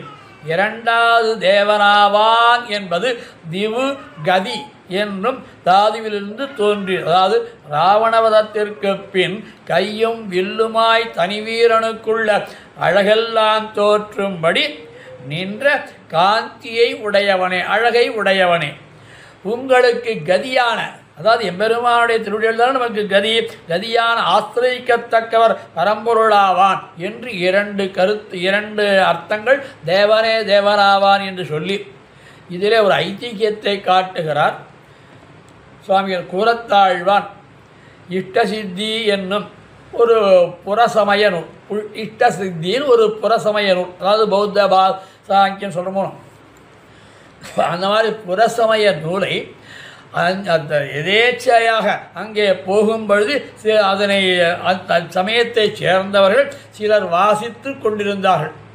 இவர் அந்த சிறிது நேரம் கேட்டுக்கொண்டிருந்து எதை? இந்த கூரத்தாழ்வான் அந்த இஷ்டசித்தி என்கிற நூலை அவர்கள் வாசிக்க இதை கேட்டுக்கொண்டிருந்தார். யாரு? கூரத்தாழ்வான். சார் எப்பொழுதுமே வீட்டிற்கு கிரகத்திற்கு திருமாளிக்கு சீக்கிரமே வந்து விடுவார். ஆனால் இந்த இஷ்டசித்தி என்கிற புறச்சமய நூலை கேட்டதினாலே சற்று தாமதமாயிற்று. உடனே அவர் தகப்பனார் கேட்டாராம், ஏன் இன்றைக்கு தாமதம்? இவர் சொன்னாராம், கூரத்தாழ்வான், அப்படி என்றால் இந்த இஷ்டசித்தியை நான் கேட்டு நின்று கொண்டிருந்தேன், ஆகையினாலே தாமதமாயிற்று என்று கூரத்தாழ்வான் சொல்ல உடனே அவருடைய தகப்பனார் என்ன பண்ணாராம், ஸ்ரீபாத தீர்த்தம் சேர்த்து காண்பரோ கேட்பரோதாம். ஒரு வார்த்தைக்கு எவ்வளோ ஐதீகம் காட்டுறார். அதாவது இப்போ வெறுமை அந்த பாசுரம் கேட்டதற்கே, அதாவது ஸ்ரீபாதத்தை சேர்த்து பரிசுத்தமாக்கி அப்புறையும் தான் அவரை வீட்டுக்குள்ளே அழைத்து கொண்டாராம். அப்படி என்றால் இந்த புறச்சமயங்கள் சொல்லுகின்ற வேளையெல்லாம் கேட்பது கூட நமக்கு துர்லபத்தை தரும், நமக்கு கட்டத்தை தரும், நமக்கு துன்பத்தை தரும் என்று ஆழ்வார் இந்த பாசுரத்திலே காட்டி அனுபவிக்கிறார். 8ஆம் பாசுரம், அதாவது பரோபதேச பதிகத்திலே 14 5வது பாசுரம். வெறுப்பொடு சமணர் முண்டர் விதியில் சாக்கியர்கள் நின்பால் பொறுப்பறி அனகள் பேசில் போவதே நோயதாகி குறிப்பென கடையுமாயில் கூடுமேல் தலையங்கே அறுப்பதே கரமம் கண்டாய் அரங்கமான அருளானே. எம்பெருமானே ஸ்ரீரங்கநாதனே, அரங்கமான அருளானே, பகவத் விஷயத்தை கேட்க பொறாத வெறுப்புடன் இருக்கிறாலும் யாரு? சமணர்களும் சைவர்களும். எம்பெருமானுடைய பெருமை அறிந்து அவனை அடைந்து அனுபவிக்க பாக்கியமில்லாத பௌத்தர்களும் உன் விஷயங்களில் பொறுக்க முடியாத சில வார்த்தைகளை சொல்லுவார்கள் ஆகில் அந்த நிந்தை தேவர்களை பற்றிய எம்பெருமானே தேவரீரை பற்றிய நிந்தையை வியாதியாகி, அந்த நிந்தையே அடியேனுக்கு வியாதியாகி முடிந்து போவது சிறந்தது. அப்படி அல்லாமல் பகவத் தூஷணம் பொறாத எனக்கு தருணம் வாய்க்குமாயில், எனக்கு சக்தியும் இருக்குமாயில், நேரமும் கிடைக்கணும் சக்தியும் கிடைக்கணும். கிடைத்ததாகில் உன்னை நிந்தித்த அவ்விடத்திலேயே அவர் தலையை அறுத்து தள்ளுகையே செய்யத்தக்க காரியம். 2 பாசுரத்தையும் ஒரு சின்ன விஷயம் பார்க்கணும். கீழ்ப்பாசுரத்திலே என்ன காற்றார்? தேவனே தேவனாவான் என்று, அதாவது தலையறு புண்டும் சாகேன் சத்தியம். இது தலையறு, என்னுடைய தலையை அறுத்தால் சாவேன்னு சொன்னார். கீழே தன்னுடைய நிலையை சொன்னார். இங்கே இந்த சமண மதம் பௌத்த மதம் முதலானவர்கள் எல்லாம் இழிப்பார்கள், அவர்கள் தலையை அறுப்பேன்கிறார். இது என்ன அற்புதமான ஒரு ஆழ்வாருக்கு இந்த சம்சாரிகளை பார்த்து எவ்வளவு வருத்தம், எவ்வளவு இழந்து கிடக்கிறார்களே என்கிற வருத்தம் தோன்றினால் இப்படி ஒரு வார்த்தை அருளி செய்வார். இப்படி சாத்விகரான ஆழ்வார்கள், சாத்விக குணமுடைய ஆழ்வார்கள் இப்படி தலையறுப்பதை பற்றி சொல்லலாமா? தலை அறுத்துக்கொள்வேன் என்று சொல்லலாமா? தலை அறுப்பேன்னு சொல்லலாமா? அந்த அளவுக்கு சம்சாரிகள் மேலே இருக்கக்கூடிய கிருபை இவர்கள் இழந்து விடுகிறார்களே என்று ஆழ்வாருடைய திருவுள்ளத்திலே தோற்ற இப்படி வைதிகர்களுக்குரிய வரம்பிலே நின்று சக்கரவர்த்தி திருமகனாய் ஆசிரியக்கத்தக்கவன் என்று சொன்ன பின்பும் எம்பெருமானுடைய குணச்சிறப்பை உணராது அவனை ஆசிரியிக்காமல் சம்சாரிகளை எப்போதும் போல அது ஆழ்வார் சொல்லிட்டு போகிறார். நம்ம காரியத்தை நம்ம பார்ப்போம். எது உண்டு உடுத்து இப்படி திரிவதையும் எம்பெருமானை குறித்த பொறுக்க வண்ணாத வார்த்தைகளையும் பேசுவதைக் கண்டு இருக்க காரணம் புறச்சமயங்களில் இருக்கிறது. காரணம் இப்படி உபதேசம் பண்ணுறேன், ஆனால் பிற சமயங்களிலே இவர்களுக்கு ஏன் இவ்வளவு விருப்பம் என்றால் இவர்களுக்கு ஏற்பட்டிடும் ஊற்றமே ஆகும். அதிலே ஊன்றியிருப்பதினாலே இந்த பகவத் விஷயத்தை பற்றி நான் சொல்கின்ற வார்த்தைகளோ அல்லது பகவத் விஷயத்தை பற்றி தெரிவிக்கின்ற அற்புதமான கிரந்தங்களோ இவர்கள் மனதில் படாது. ஏனென்றால் ஊற்றம் எதிலே என்றால் அந்த மதத்திலே ஊற்றமானபடியினாலே நாம் சொல்வது கேட்காது என்று வெறுப்பு இன்னாப்புடன் திரிகிறார் ஆழ்வார் என்பது இந்த பாசுரத்திலே அனுபவிக்கக்கூடிய அர்த்தம். பாசுரத்திலே ஆழ்வார் என்ன சொல்றார்? அதாவது பௌத்த சமண மதங்களிலே இருக்கக்கூடியவர்களை குறிப்பென கடையமாகில் கூடுமேல் தலையை ஆங்கே அறுப்பதே கருமம் கண்டாய் அரங்கமானகருளானே என்று சொல்லுகின்ற வருகின்ற ஆழ்வார் இந்த இடத்திலே ஒரு வார்த்தையை காட்டுகிறார். பிரேவாச்சான் பிள்ளை தான் தீங்கு நினைந்தான் என்று நாச்சியார் திருமொழியிலே மனத்தாலும் வாக்காலும் எம்பெருமானுக்கு பிறர் செய்யும் தீங்குகளையும் சொல்லவும் கூசுகின்றவர்கள் யாரு? பொறுப்பறி அனகள் பேசி. இப்படி எம்பெருமானுடைய நிந்தையை பேசுகிறவர்கள் அவர்களை பொறுக்க மாட்டார்கள். யாரு? உயர்ந்ததான சிந்தனை உடைய சத்துவகுணமுடைய ஆழ்வார்கள். ஆனாலும் ஐதீகம் ஒன்று காட்டுறார். அதாவது இப்படி நடந்தது என்று ஒரு அர்த்தத்தை காட்டுகிறார் பிரேவாச்சான் பிள்ளை. மகாபலியானவன் தன்னுடைய பாட்டரான பிரகலாதாழ்வான், மகாபலி பிரகலாதாழ்வானுடைய மகாபலியினுடைய தாத்தா பிரகலாதாழ்வான். அந்த பிரகலாதாழ்வானிடம் சென்று, தாத்தா என்னுடைய செல்வங்களெல்லாம் கரைந்து கொண்டே போகிறதே, இதற்கு என் செய்வது என்று கேட்க, அப்பொழுது அவருடைய பிரகலாதாழ்வான் சொன்னானாம், நீ அடியார்களுக்கு தீங்கிழைத்தாய், அவர்களுக்காக நீ தேவர்களை துன்புறுத்தினாய், அடியார்களுக்கு துன்பத்தை இழைத்தாய், தேவர்களுக்கு துன்பத்தை கொடுத்தாய். அவர்கள் திருப்பார்கடலிலே சென்று எம்பெருமானை பிரார்த்தித்தார்கள். நீ கொடுத்த கொடுமை தாங்காமல் அங்கே போய் முறையிட்டார்கள். எம்பெருமானும் இவர்கள் இழந்த இழவுக்கு அதிதி வயிற்றிலே பிறந்தான் எம்பெருமான். அப்படி பிறந்து என்னாச்சு? பகவானுடைய மகாபலி பகவானை நிந்திக்க பிரகலாதாழ்வான் காதை பொத்தி கொண்டு பிரகலாதாழ்வான் பகவானை நிந்தித்தானாம். அப்படி காதை பொத்தி கொண்டு, அதாவது என் தலையை அறுத்து கொள்வேன் என்று சொன்னானாம் பிரகலாதாழ்வான். உனக்கு செல்வம் போவதற்கு காரணமே என்ன? நீ அடியாரிடம் பட்ட அபச்சாரங்களும் எம்பெருமானை தெய்வ நிந்தனை செய்வதும் தான் உன்னுடைய செல்வத்திற்கு இழப்பதற்கு காரணம் என்றும் இதை காட்டுகிற. இதற்கிடத்திலே ஒரு நஞ்சியர் பட்டர் ஒரு சம்பாதம் காட்டுறார். மிகவும் வைராக்கியமுடைய பிரகலாதன் தன் ராஜ்யத்தை ஒரு பயனாக நினைத்து அரசிழக்க கடவாய் என்று சபிப்பது பொருந்துமோ? யாரு? பிரகலாத ஆழ்வான் எப்படிப்பட்டவன்? பரம சாத்விகன் அல்லவா, விஷ்ணு பக்தன் அல்லவா, சுயப்பதியான எம்பெருமானாலே அருளப் பெற்றவன் அல்லவா? அப்படி இருக்க இப்படி உன்னுடைய செல்வங்களெல்லாம் குறைந்து போகட்டும் என்று சபிக்கலாமோ என்று கேட்க இதைத்தான் காட்டுகிறார் என்று சபிப்பது பொருந்துமோ என்று நஞ்சியர் பட்டரை கேட்க, நாயை தண்டிப்பதற்கு வியாக்கியாத எழுதுகிற பிரியவாச்சம் பிள்ளை, நாயை தண்டிப்பதற்கு ஒரு நாய் ஏதோ ஒரு தப்பு பண்ணுறது வச்சுப்போம், அதை தண்டிப்பதற்கு அது தின்கிற மலத்தை விலக்குவதுதானே வழி. அதுக்கு எது உதாரணம்? நாய்க்கு அதாவது இந்த மலத்தை தின்கிறது, அந்த மலத்தை வாங்கிவிட்டால் அது இந்த நாயை தண்டித்ததாக ஆகிவிடும் அல்லவா? அதுபோல மகாபலி பெரிதாக நினைத்திருப்பதாக இருக்கக்கூடிய ராஜ்யத்தை அவனுக்கு இல்லாமல் போகும்படி சவித்தார் என்று பட்டர் அருளி செய்தாராம். அதாவது சந்தனத்தையும் வெற்றிலையும் கிடைக்காமல் செய்வதுதானே ராஜகுமாரனுக்கு தக்க தண்டனை. ராஜகுமாரன் தப்பு பண்ணிட்டான், அவனை தண்டிக்கணும். ஆனால் அவன் ராஜகுமாரன், அவனை தண்டிக்கிறதுக்கு என்ன உண்டு? அந்த காலத்தில் வெற்றிலையும் சந்தனத்தையும் வாங்கிடுவாளாம். அவனுக்கு ராஜகுமாரனுக்கு வெற்றிலை போடுவதும் சந்தனம் பூசிக்கொள்வதும் தானே அவனுக்கு அழகு. அப்படிப்பட்ட அந்த இருமாப்பை தரக்கூடியது அதை பிடுங்கிவிட்டால் எப்படி அவன் சாத்விகனாக ஆகிவிடுவானோ அதுபோலே உன்னுடைய ஐஸ்வர்யத்தை இப்படி ஆகும். அதுபோலே எம்பெருமானை நிந்திப்பவர்கள் தலையை அறுப்பதே கருமங்கண்டாய் அரங்கமானவர்களானே என்று அந்த பாசுரத்திலே அனுபவித்து முடிக்கிறார்.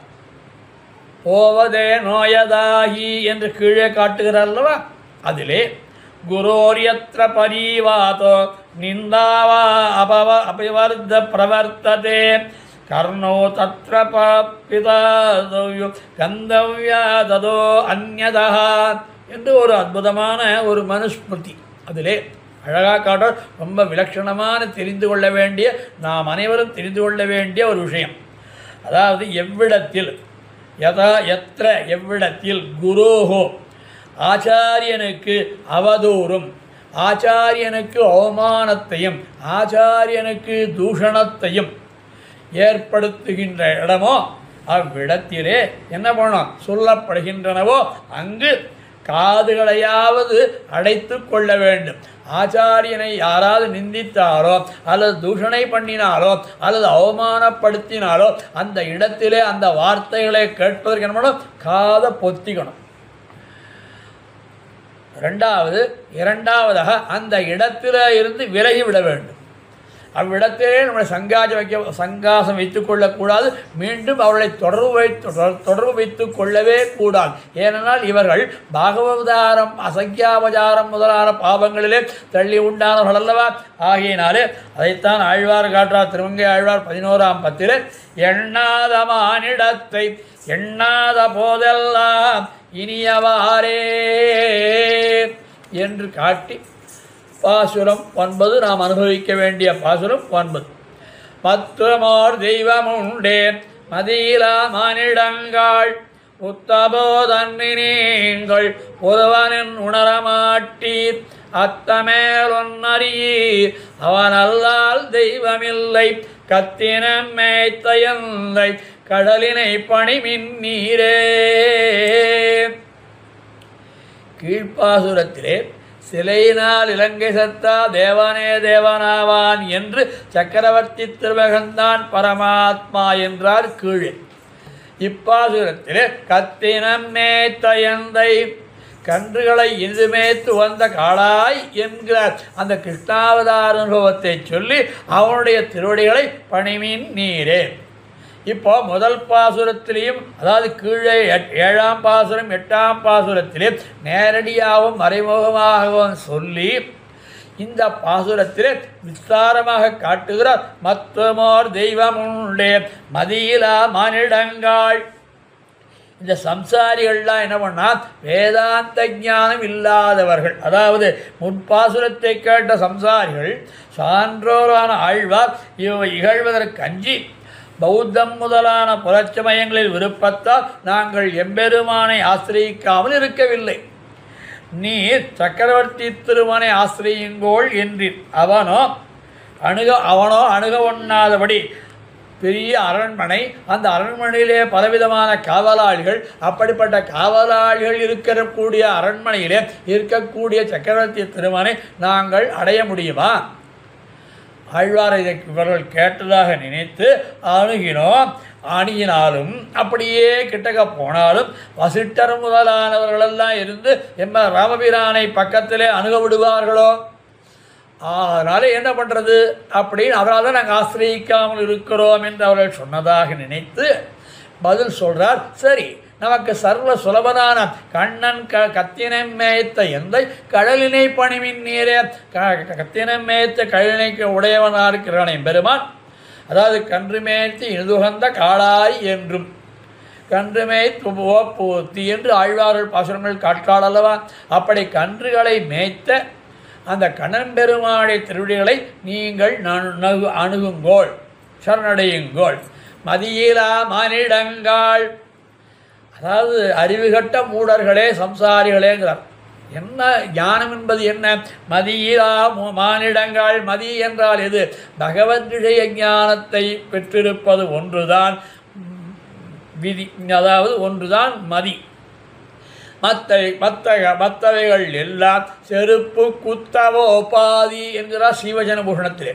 ஆக பகவத் விஷயத்தை பற்றிய ஞானம்தான் உண்மையான ஞானம். அப்படிப்பட்ட அது எதால் ஏற்படுகிறது?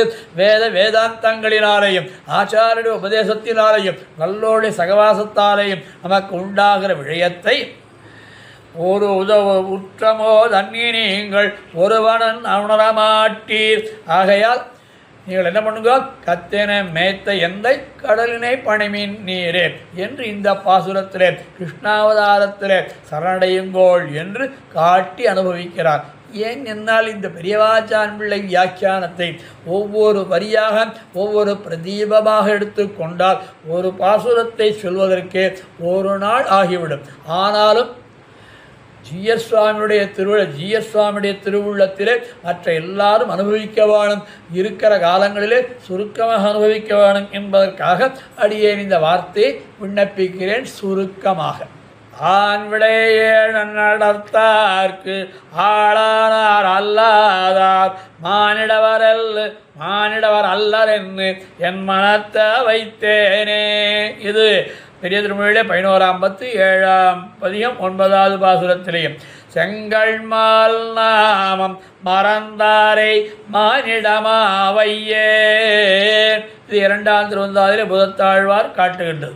இப்படி செங்கண்மால் நாமம் மறந்தாரை, இப்படி ஞானம்னா என்ன அப்படின்னு கீழே என்ன சொன்னோம்? பகவத் விஷய ஞானம்னு சொன்னோமா அல்லவா? அந்த ஞானம்னா என்ன அதை விவரிக்கிறார் இந்த பாசுரத்தினுடைய வியாக்கியானத்திலே. அதாவது தோஷங்கள் அற்றது, அகிலகேய பிரத்யநீகத்துவம், சமத்த கல்யாண குணாத்மகத்துவம், சுத்தமானதும் மிகவும் மலமும் அற்றதும் அழுக்கற்றது, அகிலேய பிரத்யநீகம். அப்போது ஒருவடிப்பட்ட உருவத்தை உடையவனுமான எந்த அறிவினால் அறியப்படுகிறதோ, பார்க்கப்படுகிறதோ, கேட்கப்படுகிறதோ, அடையப்படுகிறதோ அதுவே பரமாத்மா. பரவஸ்துவை பற்றிய இந்த விஷயங்களே ஞானம். அதை காட்டிலும் வேறானது அஞ்ஞானம். அதாவது பகவத் விஷய ஞானம்தான் ஞானம் என்று கீழே காட்டினார். ஒன்றாமறையாள் கள்வன் ஒருவனைய நோக்கும் உணர்வு என்று காட்டினார் அல்லவா ஆழ்வார். அதற்கு மேலே பாசுரம் 10 14 பரோபதேச 14 பாசுரங்களில் 7வது பாசுரம். நாட்டினான் தெய்வமெங்கும் நல்லதோர் அருள்தல் நாளே காட்டினான் திருவரங்கம் உய்பவர் குய்யும் வண்ணம் கேட்டீரே நம்பி மீர்கள் கருட வாகனனும் நிற்காத் சேட்டதன் மடியகத்து செல்வம் பார்த்திருக்கின்றீரே. எல்லா இடங்களிலும் தாமச ராஜச குணத்தினருக்கு தெய்வங்களை நிர்வகித்தருளினார், நிலை நிறுத்தினார். மூன்று வகை பிரிக்கிறோம் அல்லவா? சாத்விக குணமுடையவர்கள், ராஜச குணமுடையவர்கள், தாமத குணமுடையவர்கள் என்று. அதிலே சாத்விக குணமுடையவர்களுக்கு பெருமாள் எம்பெருமான் சன்னதிகள். அதுபோல ராஜச தாமச இந்த 2 குணங்களை உடையவருக்கு அவர்களுக்கு தெய்வங்களை நிறுத்தினான். அதாவது இந்த பாசுரத்தில் காட்டணும், நிறுத்தினான் தெய்வங்களாக அத்தெய்வநாயகன் தானே சிலையினால் இலங்கை செத்த தேவனே தேவனாவான்னு கீழே சொல்லி என்று அங்கே சொன்ன பிறகு இங்கு அவதரித்தது ராமாவதாரத்தை அருளிச் செய்தீர், அடுத்ததாக கிருஷ்ணாவதாரத்தை அருளிச் செய்தீர்.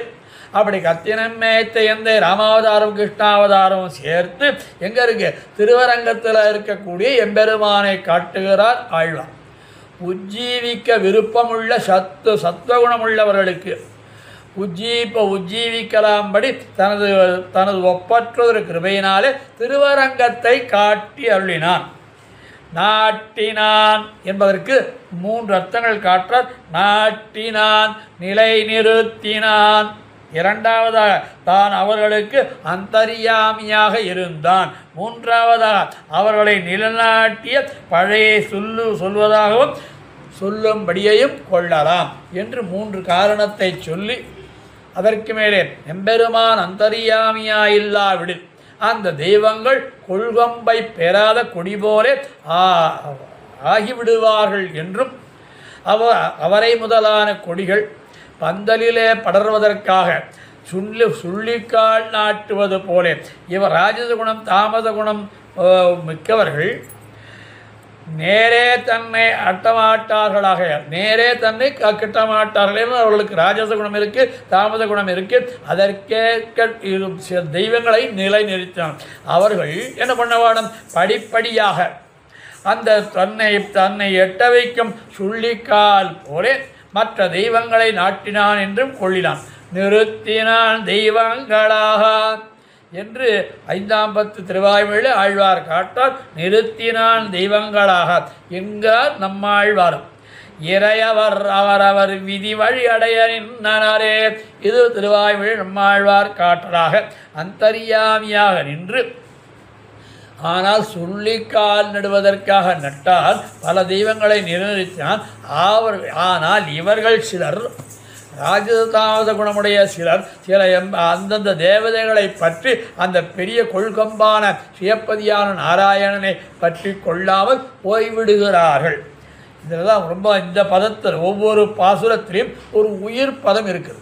நல்லதோர் அருள் தன்னாலே, நல்லதோர் அருள் தன்னாலே, அதாவது எம்பெருமானுடைய கிருபையை காட்டுகிறார். நல்லதோர் அருள், அருள் என்றும் ஓரருள் என்றும் நல்லதோர் அருள் என்று 3 விதமான கிருபையை காட்டுகிறார். யார்? பெரியவாச்சான் பிள்ளை.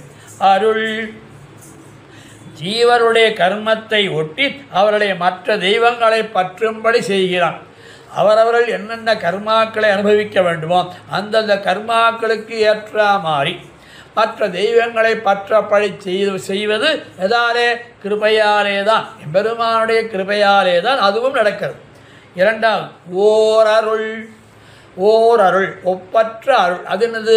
அருள் என்றால் தெய்வங்களை மற்ற தெய்வங்களை காட்டி கொடுத்தது அவர்களுடைய கர்மவினைகளுக்கு ஏற்ப. ஓரருள் என்றால் உபாயாந்தரங்களை கொண்டு கர்மயோக ஞானயோக பக்தி யோகங்கள் முதலானவர்களை கொண்டு தன்னையே பற்றுவார்க்கு செய்வது, அது ஓரருள். இங்கே நல்லதோர் அருள், இதுதான் ரொம்ப விசேஷமான அர்த்தம் காட்டால். இந்த ஜீவனுடைய தாழ்ந்த நிலையை கண்டு இவர்களுக்கு நிர்கேது கிருபையாலே தன்னையே உபாயமாகவும் காட்டியது. இதுதான் நல்லதோர் அருள். இந்த நல்லதோர் அருள் என்கிற பதத்தை கீழே சேர்த்துக்கொள்ளணும். நல்லதோர் அருள் தன்னாலே நாட்டினான், நல்லதோர் அருள் தன்னாலே காட்டினான், நல்லதோர் அருள் தன்னாலே உய்வதோர் உபாயம் என்று காட்டினான் என்று இந்த 3 நல்லதோர் அருளையும் 3 பதத்திலையும் சேர்த்து கொண்டு அருளுகின்ற அந்த எம்பெருமானுடைய நிர்கேது கிருபையினுடைய பிரபாவத்தை சொல்லி முடித்தார் இந்த பாசுரத்தில். நாம் அனுபவிக்க வேண்டிய பாசுரம் 11ஆம் பாசுரம். அதாவது பரோபதேசம் பண்ணுகின்ற 14 பாசுரங்களில் 8வது பாசுரம். ஒரு வெல்லாரோங்கு முன்னீர் அடைத்துலகங்களுய்யா செருவில அரக்கர் கோனை செத்தனம் சேவகனார் மருவிய பெரிய கோயில் மதில் திருவரங்கமெல்லாம் கருவில திருவிழாதீர் காலத்தை கழிக்கின்றீரே. இதுவும் சம்சாரிகள் படும் துக்கத்தை பார்த்து ஆழ்வார் பதபதைக்கிறார். அதாவது கீழே சொல்வது போலே துடிதுடிக்கிறார், இப்படி இழந்து கிடக்கிறார்களே என்று வருத்தப்படுகிறார் என்பதும் இந்த பாசுரத்திலே கை கட்டியதொரு வில்லாலே கொந்தளிக்கும்படியான கடலிலே அணை கட்டி எல்லா உலகங்களும் உஜ்ஜீவிக்கும்படி ராட்சதர்களின் அதிபனான ராவணனை அழித்த நமக்கு உதவிய பெருமாள். சேவகன் என்றால் இவ்விடத்திலே உதவிய பெருமாள் என்று அர்த்தம். அதற்கு மேலே மனம் பொருந்தி வாழ்விடதற்கிடமான பெருமை தங்கிய கோயிலாவது மதில்களுடைய ஸ்ரீரங்கம் என்று சொல்லாதவராய், அதற்கு காரணமான கர்ப்பத்திலும் பகவத் கடாட்சம் இல்லாதவர்களாய் உள்ளவர்களே, இப்படி எம்பெருமானை சரணடைந்து தொண்டு புரிய வேண்டும்படியான காலத்தை வீணாக்குகிறீர்களே என்று இந்த பாசுரத்தினுடைய சாரார்த்தம். இதிலே விசேஷமான அர்த்தம். இப்படி சௌரபியத்தின் எல்லை நிலத்தை காட்டிய பின்பும் திருவரங்கத்தில் சிறிதும் ஈடுபடாமல் இருக்கும் சம்சாரிகளைக் கண்டு ஆசிரியத்தக்க நான் சொன்ன சக்கரவர்த்தி திருமகன் அப்பரமபதத்திற்கு பிற்பட்ட அக்காலத்திற்கு பிற்பட்ட உங்களுக்கும் அவருடைய திருநாமத்தை வீணா சொல்லி உய்ந்தது போல் பாக்கியமில்லாமல் காலத்தை வீணாக்குகிறீர்களே என்று வருந்துகிறார். இப்பாசுரத்தில் ஒரு விசேஷார்த்தம் காட்டார். ஒரு வில்லால் ஓங்கும் ஒரு வில்லால் இந்த அணையை கட்டினான் என்று ஆழ்வார் பாசுரம். ஆனால் ஸ்ரீராமாயணம் முதலானவைகளிலே கல்லாலே தானே கணையை கட்டினான், அப்படி இருக்க வில்லாலே கட்டினான் அணையை என்று ஆழ்வார் காட்டுகிறாரே என்று ஒரு யோஜனை வந்த பிறகு ஆழ்வார் சொல்றார், ஆமாம் நீங்கள் சொல்வது நியாயம்தான், கல்லாலே தான் அணை கட்டினான். ஆனால் அந்த கல்லால் அணை கட்டுவதற்கு முன்பு கடலரசன் தஞ்சமாகாததினாலே ஒரு வில்லை எய்து அதன் மூலமாக கடலரசனை வரவழைத்து அதற்கு பிறகு கடலரசன் அனுமதியின் பேரிலே தானே கல்லாலே அணை கட்டினான். ஆகையினாலே ஆழ்வார் சொல்வதில் தப்பு இல்லை.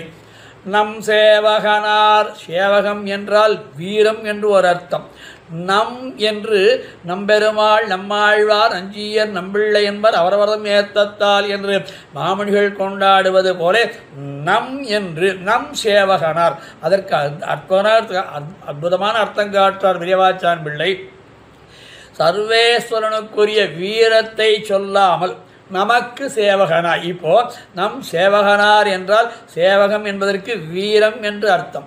ஆனால் ஆழ்வார் இந்த வெறும் சேவகம்னு சொல்லியிருந்தால் வீரம் பொருந்திய எம்பெருமான்னு சொல்லியிருக்கலாம், ராமன்னு சொல்லியிருக்கலாம்.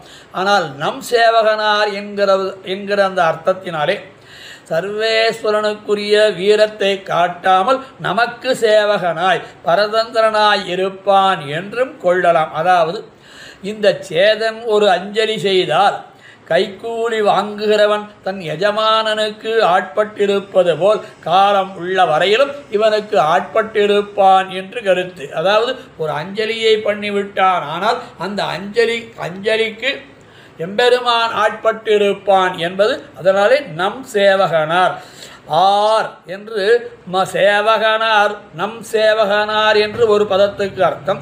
சேவகனார் மருவிய பெரிய கோவில் அப்படின்னால் என்ன? இந்த நம் சேவகனாக இருக்கக்கூடிய நமக்கு பரதந்திரனாக இருக்கக்கூடிய எம்பெருமான் விபவாவதாரங்களிலே போல் காலத்தை வீணாக்கியவர்கள், காலத்தை இழந்தவர், அந்த காலத்திலே வாழப்பெறாதவர்கள், இவர்கள் எல்லாரும் கூட பிற்காலித்தவர்களெல்லாம் படும்படியாக சேவிக்கும்படியாக சரணடையும்படியாக திருவரங்கத்தில் வந்து சேர்ந்தான். பெரிய கோவில் சேவகத்தில் உரைப்பெல்லாம் சொல்லுவது, சேவகத்தில் அதாவது அடியார்களுக்கு பரதந்திரன் என்று சொல்லுகின்ற அளவுக்கு உரைப்பு தோற்ற நம் சேவகனார். பெரிய கோவில் இந்த திவ்யதேசம் எப்படி இருக்கிறது? பவித்ரம் பரமம் புண்ணியம் தேசோ அயம் சர்வகாமதுகு என்று கருட புராணத்திலே ஒரு வார்த்தை. அதாவது இந்த தேசம், அதாவது திருவரங்கம் என்கிற தேசம் மிக புனிதமாகவும் மனிதர்களை நற்கதிக்கு அழைத்து செல்வதாகவும் அவருடைய எல்லா இஷ்டங்களையும் கொடுப்பதாகவும் இருக்கிறது. தன்னை பற்றும் சம்சாரியுடைய விருப்பங்களையும் நிறைவேற்றுகிறது. கருவரங்கத்துள் கிடந்த கைதொழுதன் கண்டேன். இது முதல் திருவந்தாதியில் 6ஆம் பாசுரம்.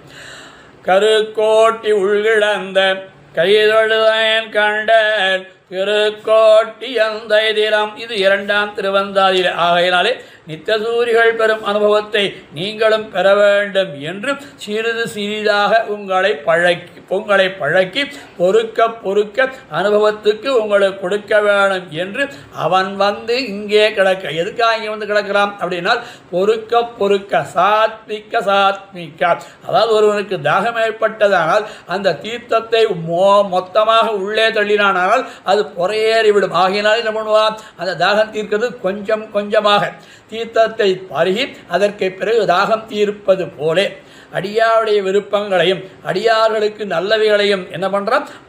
பொறுக்க அனுபவத்தை உங்களுக்கு கொடுத்ததற்காக திருவரங்கத்தில் இருந்திருக்கிறான்.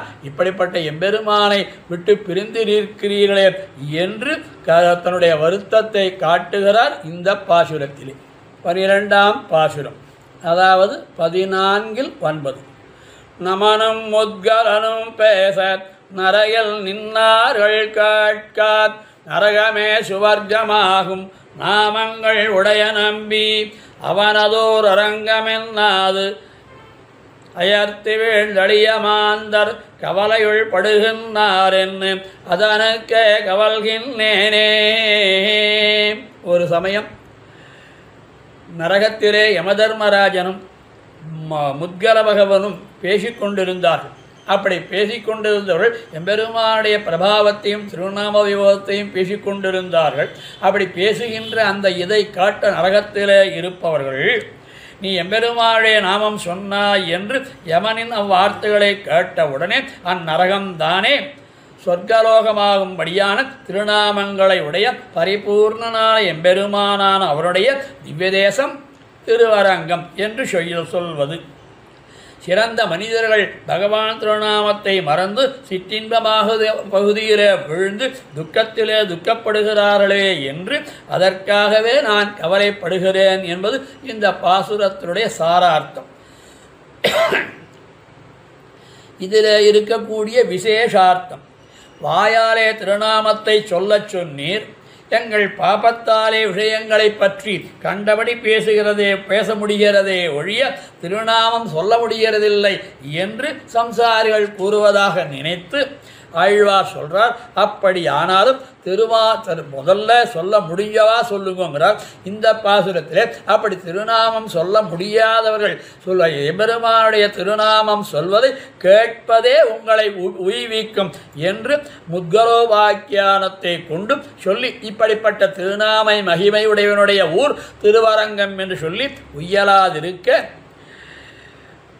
இப்படி இந்த சம்சாரத்திலே உழர்கள் இவர்கள் படும் துன்பத்தை சொன்னால் பொறுக்க முடியவில்லை என்னால் என்கிறார் இப்பாசுரத்தில். முத்கலோபாக்கியானம் இது விஷ்ணு தர்மத்திலே காட்டப்படுகின்ற ஒரு அற்புதமான ஒரு விஷயம். அதாவது முன்னொரு காலத்தில் முத்கலன் என்பவன் பாவமே செய்பவனாய் வழிந்து வந்தான். அப்படியே பாவமே செஞ்சுட்டு வந்தான். ஒரு சமயம் அவன் தான் செய்த பாபத்துக்கு பரிகாரமாக எண்ணினான பசுமை தாயிடம் செய்யும் போது கிருஷ்ணார், அதாவது இந்த தர்ப்பணங்கள் பண்ணும்போது ஒரு சொல்ல விஷயம் பண்ணும், கடைசியில் சர்வம் ஸ்ரீ கிருஷ்ணார்ப்பணம் என்று சொல்லி விடுகிறோம் அல்லவா தீர்த்தத்தை. அதுபோல இது என்னால் செய்யப்பட்டதல்ல, கிருஷ்ணார்ப்பணம் என்று சொல்லி கொண்டான். அப்படி அவன் மரணமடையும் பொழுது யமதூதர்கள் பாசக்கயிற்றிலாயே கட்டி யமனிடம் இழுத்து கொண்டு சென்றார்கள். யமன் இவனை எதிர்கொண்டழைத்து உபசரித்தான்.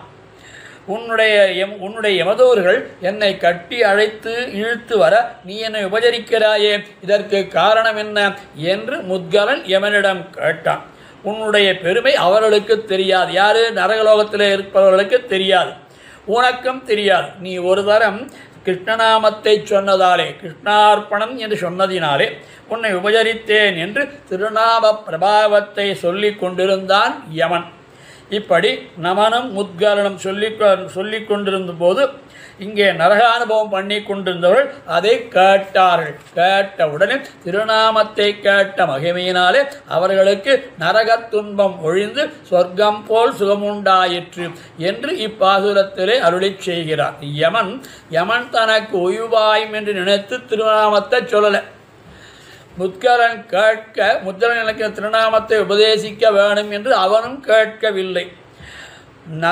முத்கலனும் கேட்க அவனுக்கு உபதேசிக்கவில்லை. நரகானுபவம் பண்ணுறவர்களை அடித்து கைசலித்து இவர்கள் நரகத்தை விட்டு போகும் போதும், அப்பா இவாளெல்லாம் நரகத்தை விட்டு போனா போரும் என்றும் எண்ணத்தாலே திருநாமத்தை சொல்லவும் இல்லை.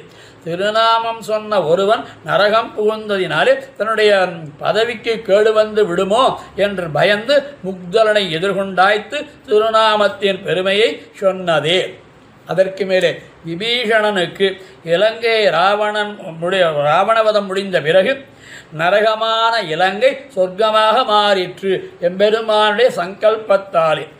பேராயிரம் கொண்டதோர் பீழுடையன். இது திருவாய்மொழி 953 பதிகம் 9வது முதல் பாசுரம். நாரணன் தம்மன்னை நரகம் புகாள். இது பெரியாழ்வார் திருமொழி 4:6-1. ஆர்த்தா விஷண்ணாக சிதிலாச்ச பீதாக கோரேஷு வியாதிஷு வர்த்தமானாக சங்கீத்ய நாராயண சப்தமாத்திரம் விமத்த துக்கா சுகினோ பவந்தி. இது விஷ்ணு சஹஸ்ரநாமத்தில் இருக்கக்கூடிய ஒரு ஸ்லோகம். அதாவது தாபத்ரயங்களாலும் வருந்தினவர்களாயும் அவற்றை கண்டு பயந்தவர்களாயும் கோரமான வியாதிகளில் உழல்பவர்களும் நாராயண சப்தத்தை மட்டும் உச்சரிப்பதாலேயே துன்பம் நீங்க பெற்று சுகமடைகிறார்கள். அதைத்தான் ஆழ்வார் காட்டார் முதல் திருவந்தாதிலே. நாவாயல் உண்டே நமோ நாரணாவென்னு ஓவாதுரைக்கும் உரை உண்டே மூவாத மாக்கதிக்கண் செல்லும் வகையுண்டே என்னொருவர் தீக்கதிக்கண் செல்லும் திறம்.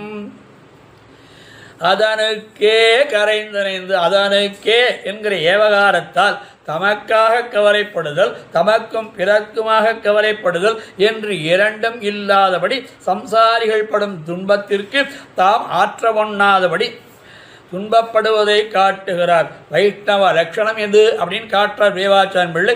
பிறர் துன்பம் கண்டு பொறாதிருக்க அன்றோ வைஷ்ணவம். இதுதான் லட்சணம்.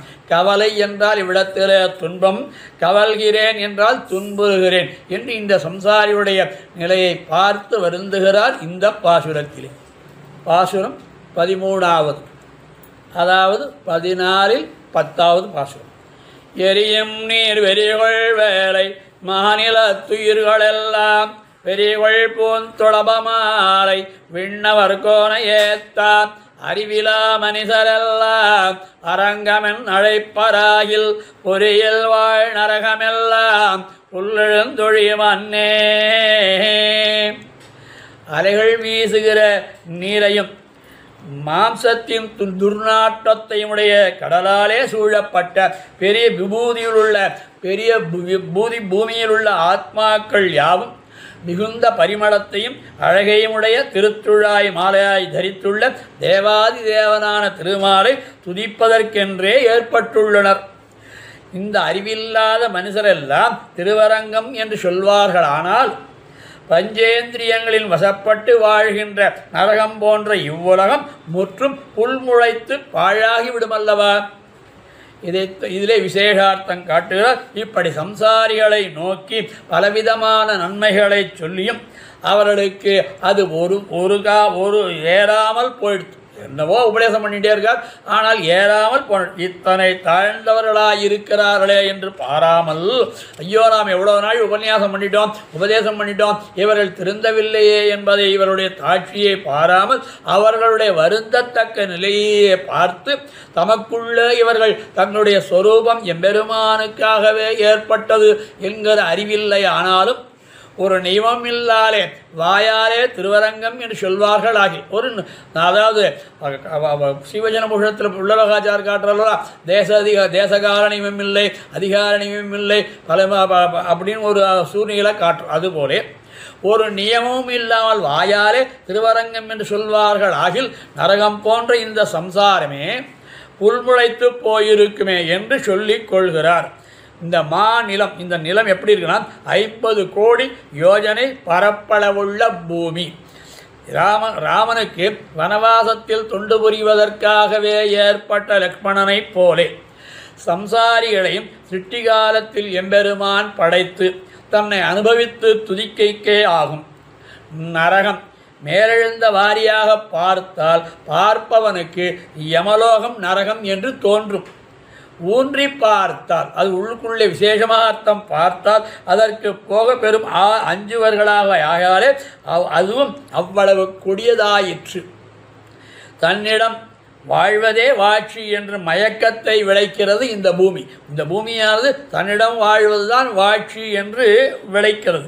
பரமபதத்திற்கு செல்ல வேணும் என்கிற இச்சையை விளையாதபடி செய்வதான இந்த சம்சாரத்தையே அறிவாளிகள் நரகம் என்று நினைப்பார்கள். நன்னமஞ்சுவன் நரகம் நான் அடைதல். திருவாய்மொழி 8ஆம் பத்து முதல் பாசுரம் 9ஆம் பதிகம். பெறுவதே நம்மாழ்வாரும் எல்லாம் புல்லெழுந்தொழியும் அன்னே. பிராகிருத லோகங்களில் உள்ள ஜீவர்கள் அனைவரும் பரமபதம் சென்று விடுவார்கள். ஆகையாலே இவ்விபூதி உயிர்களாக பயிர்கள் அற்றதாக போய்விடும் என்றோ புல்லெழுந்தொழியும் அன்றோ என்று இந்த பாசுரத்திலே காட்டி அனுபவிக்கிறார். மேலே 14ஆம் பாசுரத்திலே பள்ளின முரலும் சோலை மயிலினமாலும் சோலை கொண்டல் மீதனவும் சோலை குயிலினம் கூவும் சோலை அண்டருகோ நமரும் சோலை அணி திருவரங்கமெல்லாம் மிண்டர்பாய் நுண்ணும் சோத்தை விலக்கி நாய்க்கிடுமின் நீரே. இந்த பாசுரத்திலே அப்படியே நம்ம ஆழ்வார் நம்மை அப்படியே திருவரங்க எம்பெருமானும் அழைத்து சென்று விடுகிறார். அந்த ஸ்ரீரங்கம் எப்படி இருக்கிறது என்கிற அழகாக முதலிலே இயற்கைகளிலே சூழப்பட்டதாய், இயற்கையாலே சூழப்பட்டதாய் இவ்வளவு அதி அற்புதமான பாசுரத்திலே காட்டுகிறார். இவ்வளவு அழகான எம்பெருமான் எப்படி வண்டின முரலும் சோலை, வண்டுகளெல்லாம் கூட்டம் கூட்டமாக ரீங்காரம் செய்யும்படியான சோலைகளை உடையது. மயில்கள் கூட்டங்கள் நர்த்தனம் செய்யும்படியான சோலைகளை உடையது. மேகங்கள் மேலே வந்து அணைந்து நிற்கும் சோலைகளை உடையவும். குயில்களின் கூட்டங்கள், இப்போ வண்டுகள், மயில்கள், மேகங்கள், குயில்கள் கூட்டங்களாய் ஒன்றை ஒன்று அழைக்கிற சோலைகளை உடையது. தேவர்களுக்கு தலைவனான ஸ்ரீ ரங்கநாதன் அமர்ந்த சோலைகளையும் உடையதும்.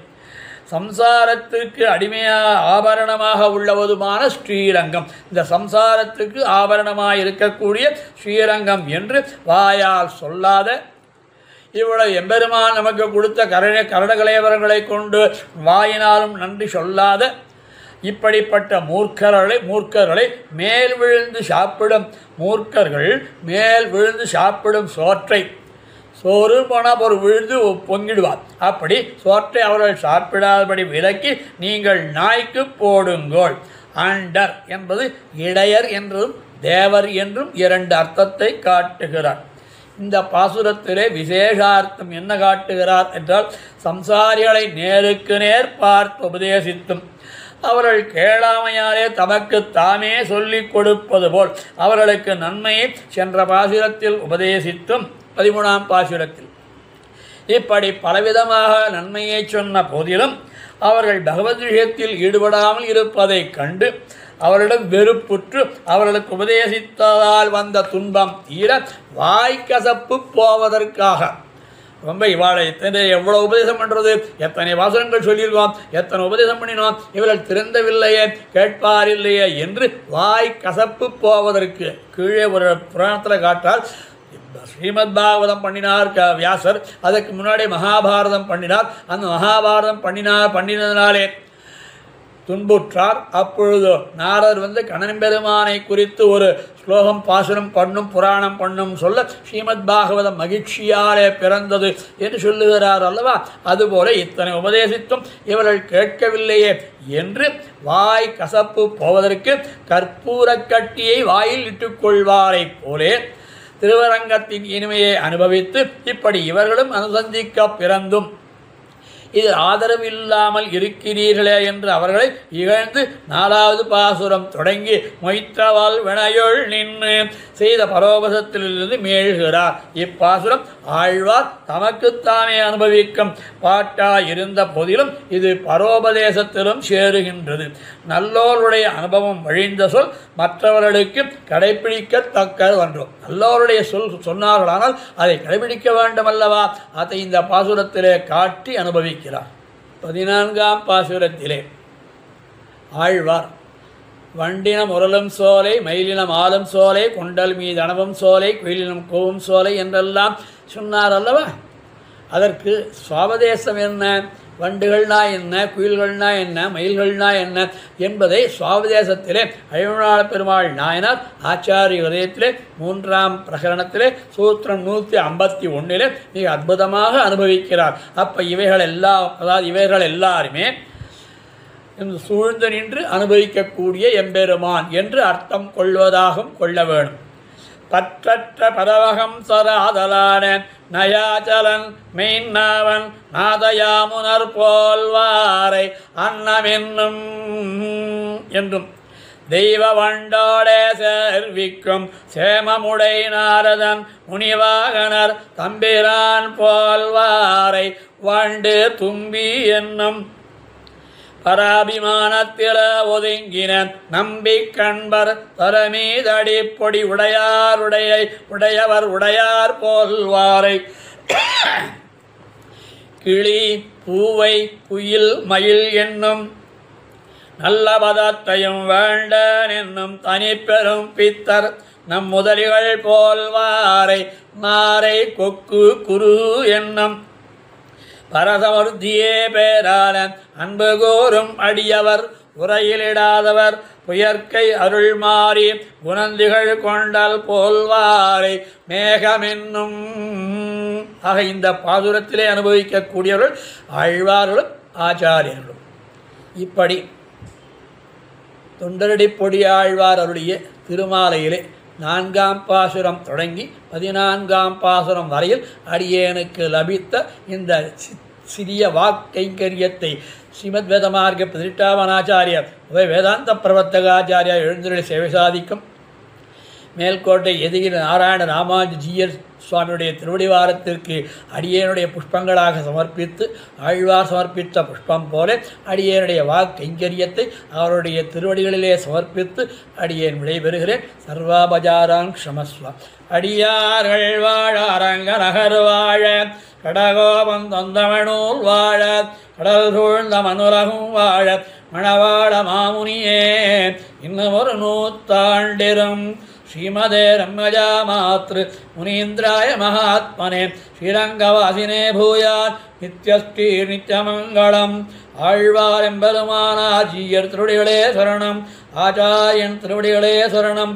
பெரியவாச்சான் பிள்ளை திருவடிகளே சரணம்.